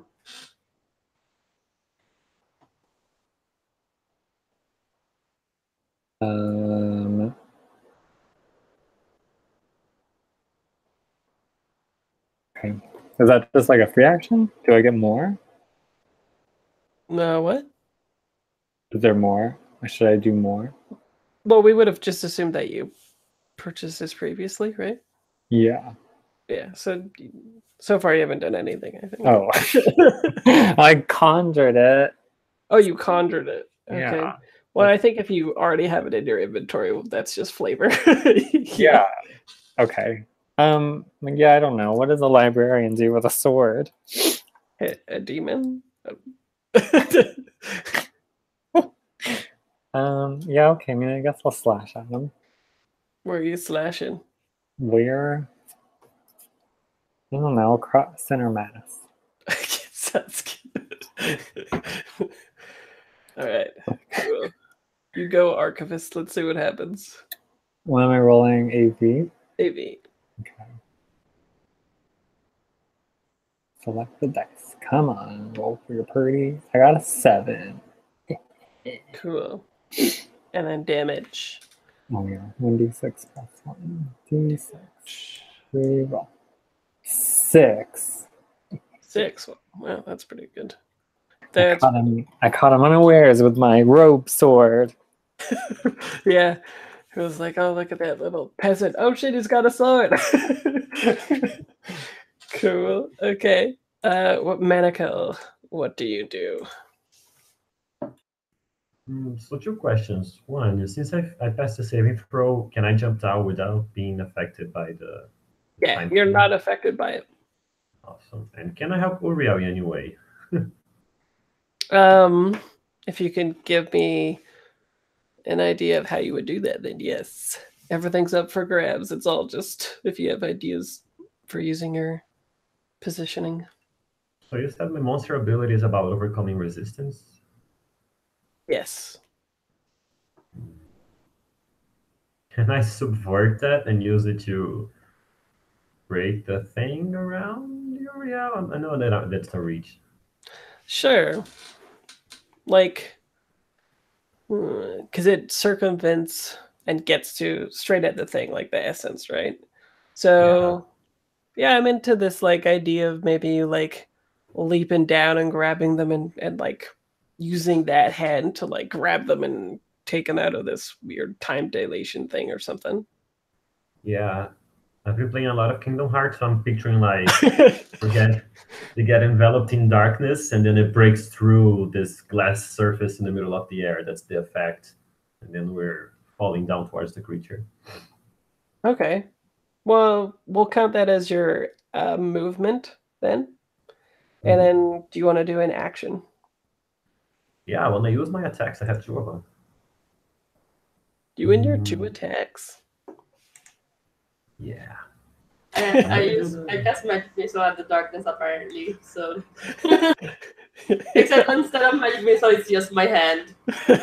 Yeah. I'm gonna do the double Morning Star Strike again. Cool. We call Classic. this Sunrise on Alderaan. What planet has the 2 suns in Star Wars? I don't remember anymore. Oh, I got 2 hits. Cool. Roll them up. And one of them, I guess, would circumvent any resistances it has, right? If you say so, I'm taking it. That's your ability. I got a 10 damage. 10 damage. Ooh, that's pretty good.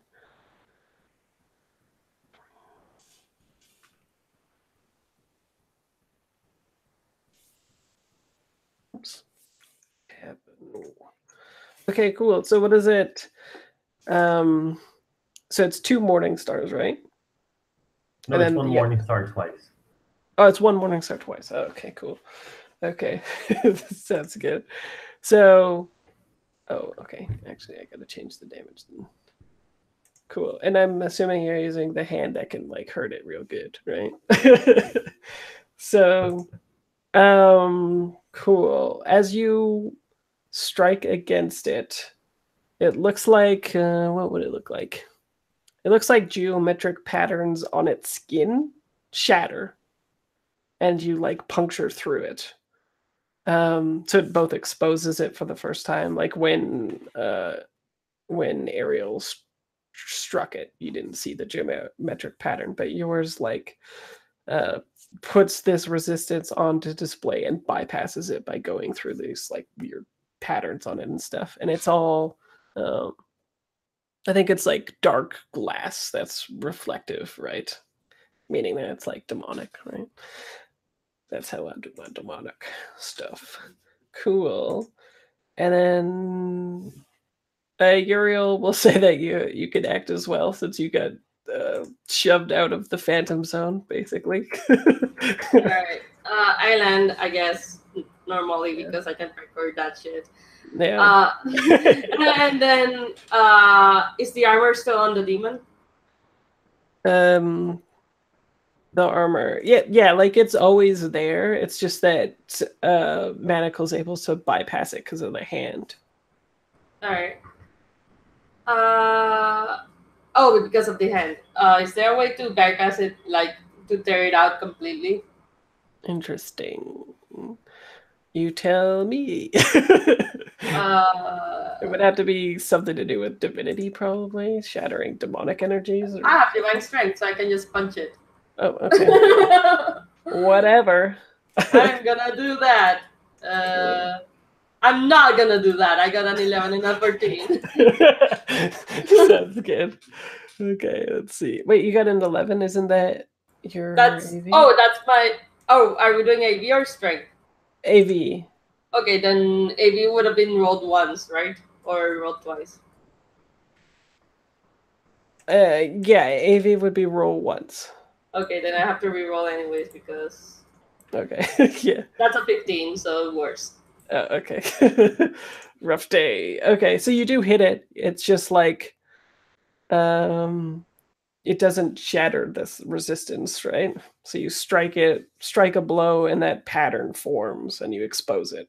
And maybe it like bows inward a little bit, like a glass that's about to shatter, but it's like too strong for that, and it doesn't crease or anything like that. Maybe there's like one little streak that goes around it and stuff like that, but it's not enough to shatter it. All right. And then roll your initiative too to slot in as we go to the top of the action. That's 5. 5. Okay, cool. So you'll go still before Medical. Oh, Medical. It'll be fine. One day you'll be atop of the initiative. Cool. But now it goes, and it is going to. Let me just pull up its special stuff.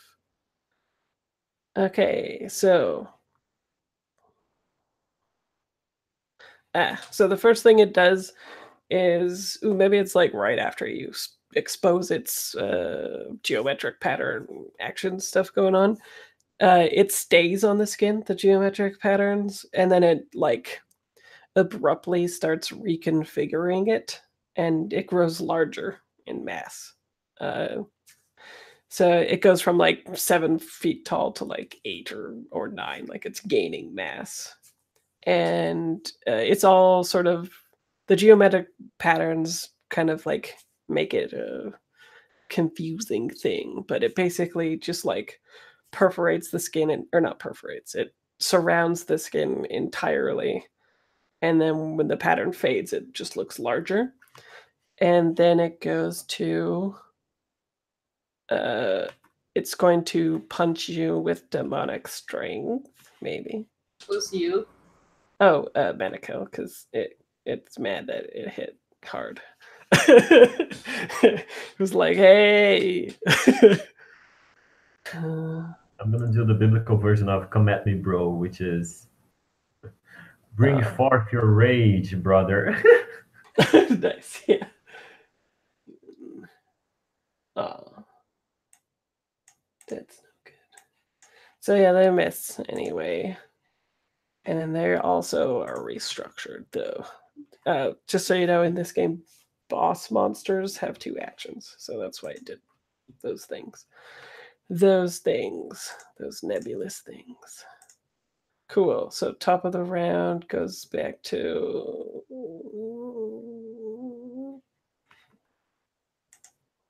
area, right? Yeah. Cool. So what do you do? I want to do something cool. Because otherwise, why are we here? I want to.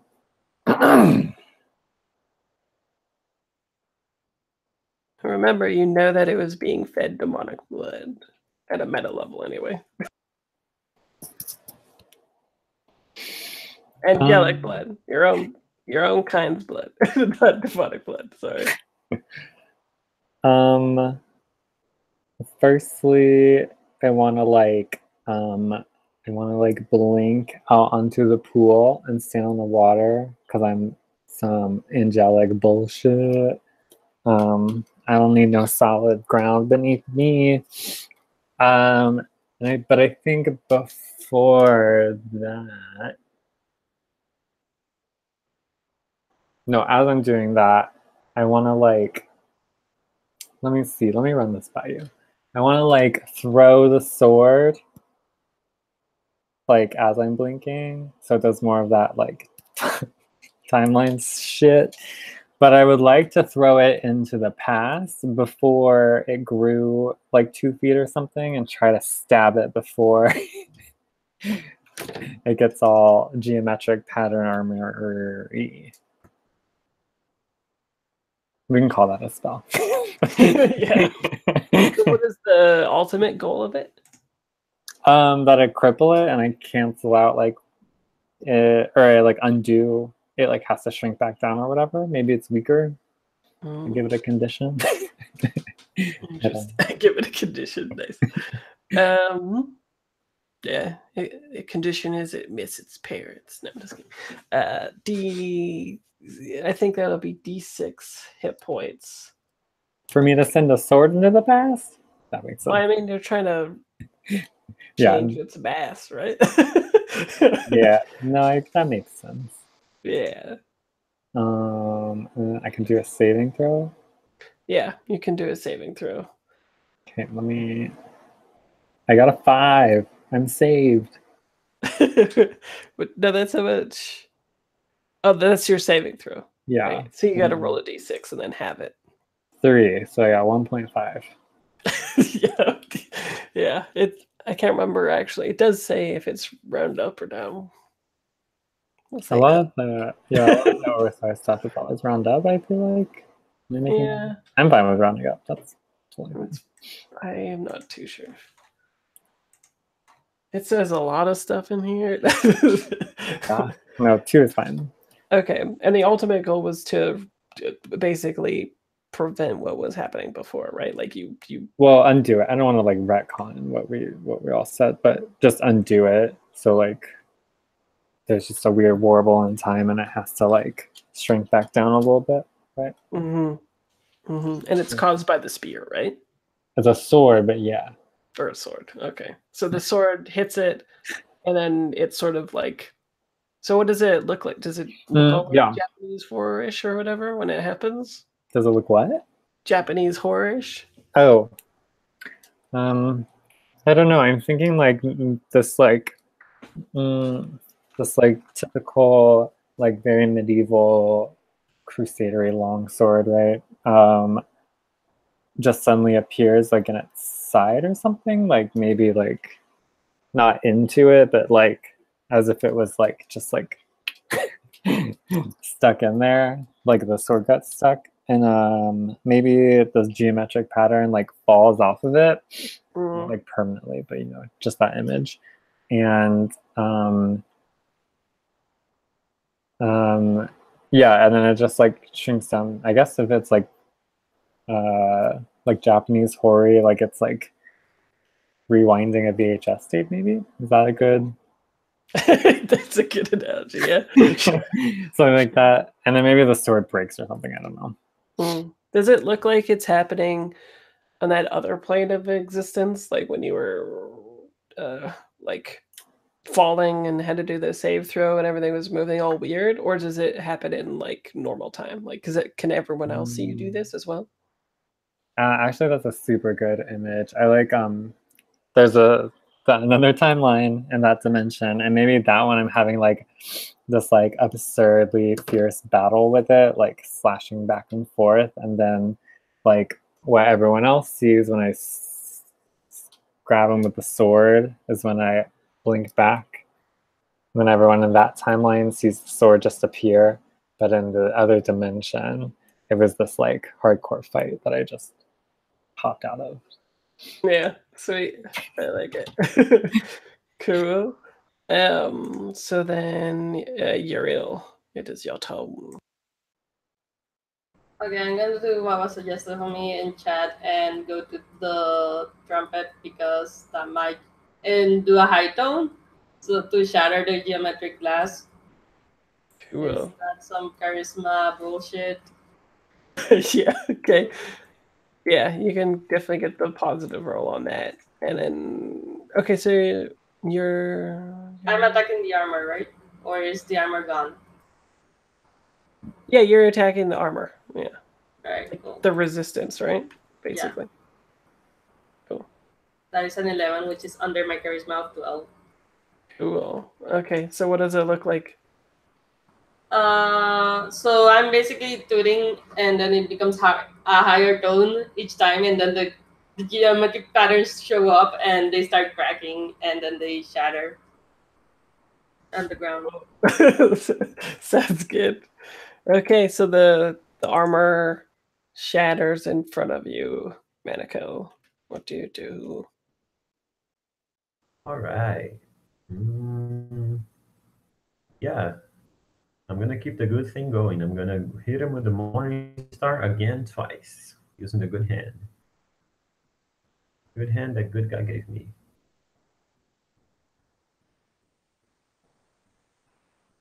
Oh, man. One hit, one miss. Okay, well, you got one hit. That's pretty good.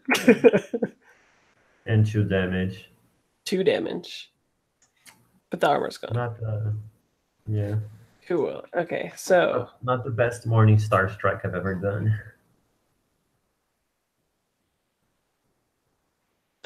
So what he does next is... what would it look like? What's a cool way of doing this?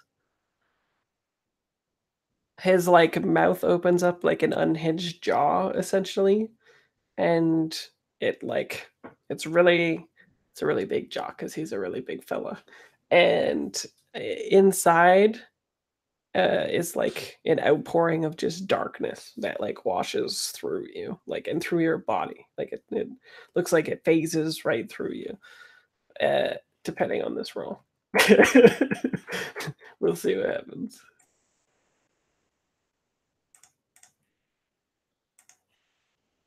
It's 2 fails. What? Is it a saving throw?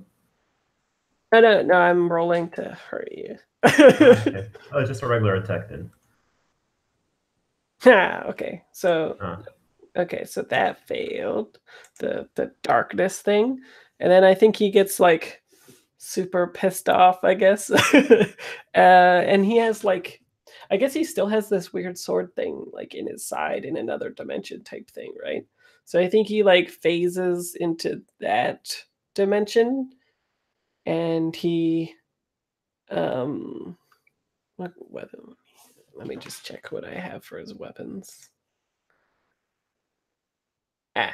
He has a, I guess it looks like a small, or no, because you miniaturized him again, right? So he has like a normal javelin that he takes out, and he whips it in this other dimension at Ariel, as you done mess him up. And it hit. How much does a javelin do? He got a 1, so it definitely hit. 1d6. We'll say it's in melee. Let's see. Cool. So you take 2 damage. Is this thing? Where does it hit you? Maybe it just like goes through my shoulder. Perfect. Like And he like roars in displeasure because so far 1 of 4 actions have worked. But there's some satisfaction in grazing you, I suppose. And I guess it's your turn next. Yeah, mood, exactly. Yeah, I think you see in the real world, the blood like coming out of the shoulder, right, flowing down, probably starting to get into the pool that I deigned to stand on. Can I? So we're saying this demon man is cross-dimensional, trans-dimensional. Yes. How much HP do I have? 7. I want to do something big. I want to like close that other man lock. I want to close the other dimension timeline thing. Slap it shut. Oh, snap. What mechanical things would you think that would do? Major damage. Okay, sounds good. I want to hurt him more than his pride. Sure. So I guess we'll say like a part of him inhabits that dimension, right? So it'd be hurting him a lot when you collapse it. I'm a fan of the players. I'm like, how can I give this to you? Well, that's apparently the dimension of my prowess, so I'm locking myself out of that too. It's fine. Okay. Let's see. I think it'd be another D6. Yeah, I can buy that. I don't know. This is a big thing. So I'm thinking maybe he gets a save. Yeah, that's probably fair. Save and maybe half damage. Because the spell works no matter what.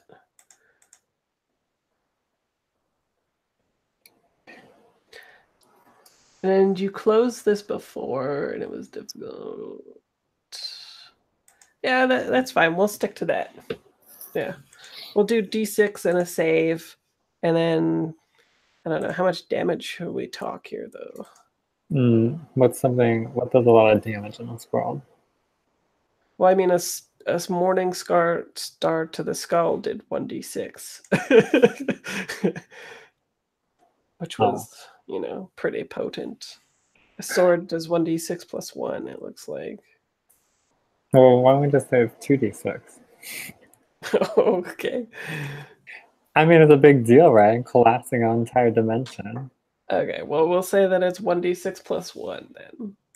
For Okay. collapsing the dimension. It did 6 damage, so I'm really feeling it. Nice. Okay. 1 HP left. Oh, shit. And And then how much damage do you do? Oh, it's 1d6 plus 1. Let me roll my d6. Well, it's just be a 1. It's a 3, so I got a 4. No. So the damage that you take to the casting the spell is 1d6 plus 1. The damage that it takes is 2d6, right? Well, I'm dead. What do you mean? I rolled a 6. Oh, okay. Well, and then you save to cut it in half, right? Oh, no, I thought our friend was saving. Oh, I did cut it in half. Both of you are saving. Oh, okay. Okay, well, I cut it in half, so it's just 4. Okay. 3 HP. And then, so how much damage did you do to it? And what am I rolling for damage? 2d6. Oh, 2d6. Oh. Okay. I was confused. I thought the damage was just 1d6 plus 1. 5. 5. Yeah, that's not the worst. Cool. Okay, so give me the fiction of this. What does this look like? I think that first on screen and everybody sees this like ghostly double image of this demon friend come in, like become visible, and it's like doing its whole little fight or whatever, like whatever action it was doing against me in the other timeline dimension. And then I think that there's like, oh yeah. I think maybe that's it. People, you just actually see on screen and like this like ghastly javelin get tossed at me and then like slice through me. I think that maybe what I do is maybe I just take some of my like azure blood and like whip it at it, but it like just like cuts it in half and like dissolves it. That's simple. Too simple. Yeah. Well, so you're collapsing the this like little world or whatever. So maybe when you like apply the blood to something and then you actually kill it in that dimension, right? Oh yeah. That maybe it's I mean, maybe it's that sword again. Maybe I'm running at it and I'm ripping the sword out and doing that, and then we'll kill him that way. Ah, cool. Yeah. A little dimension-y. So when you pull it out, you kind of,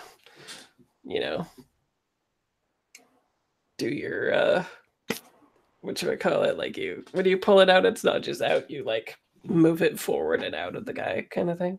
Yeah. Blood and viscera sprays onto the camera.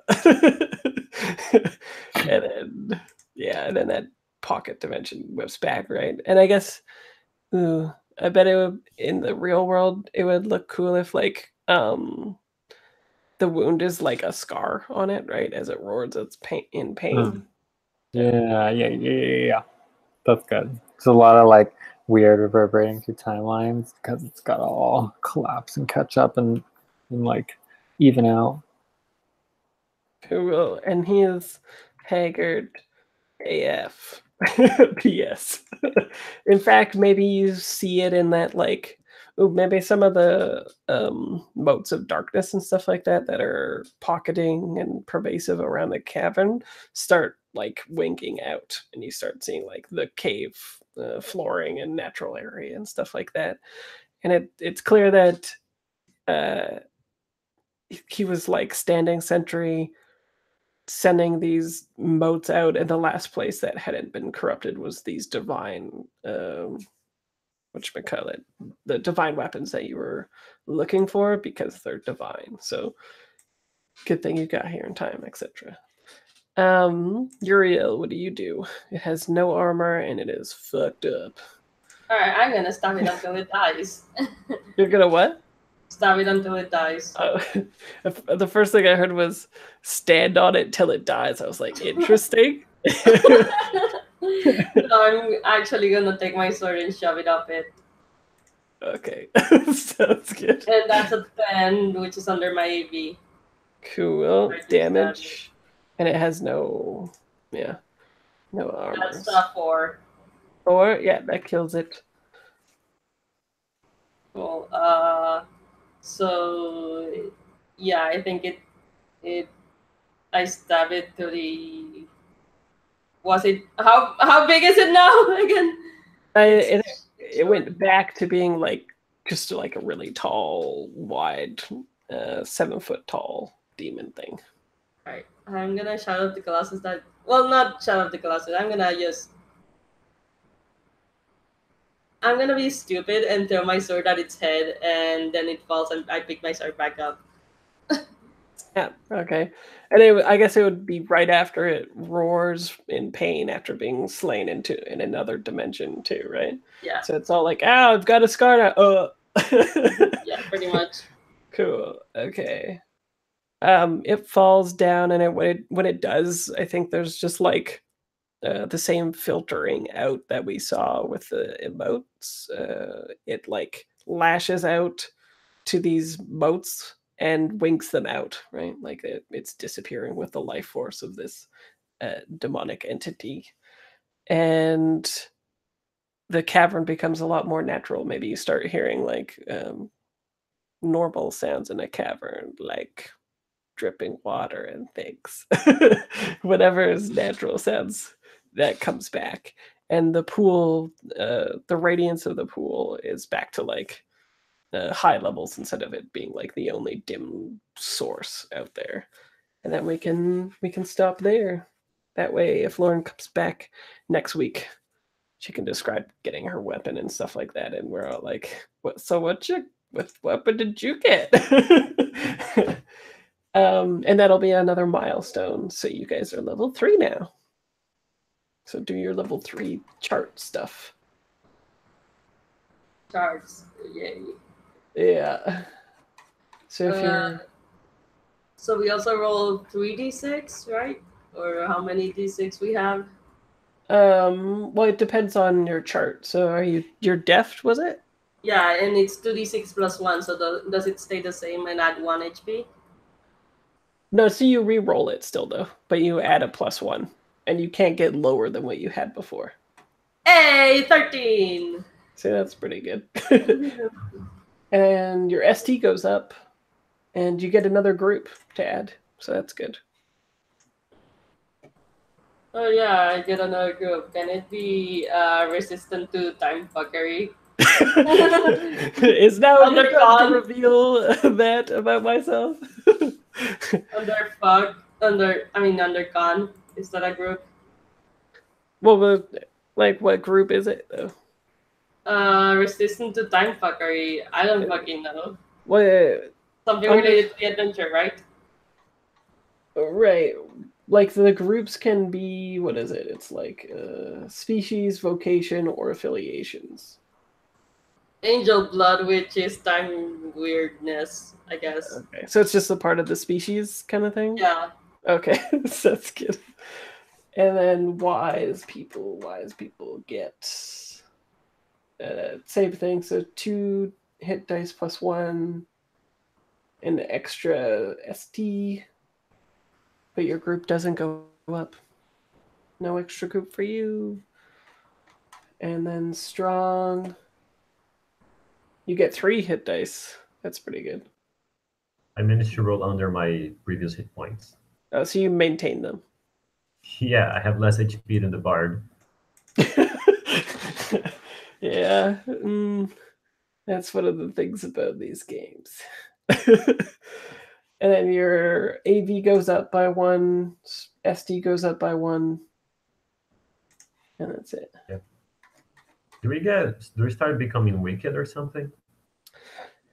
We'll talk about that next session, and we'll do the corruption from you guys staying in Perdition and stuff.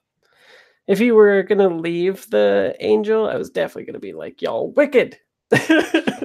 But luckily you charged into that situation in the opposite of leaving, so that's good. I said it. I said the rights and everything. It's true.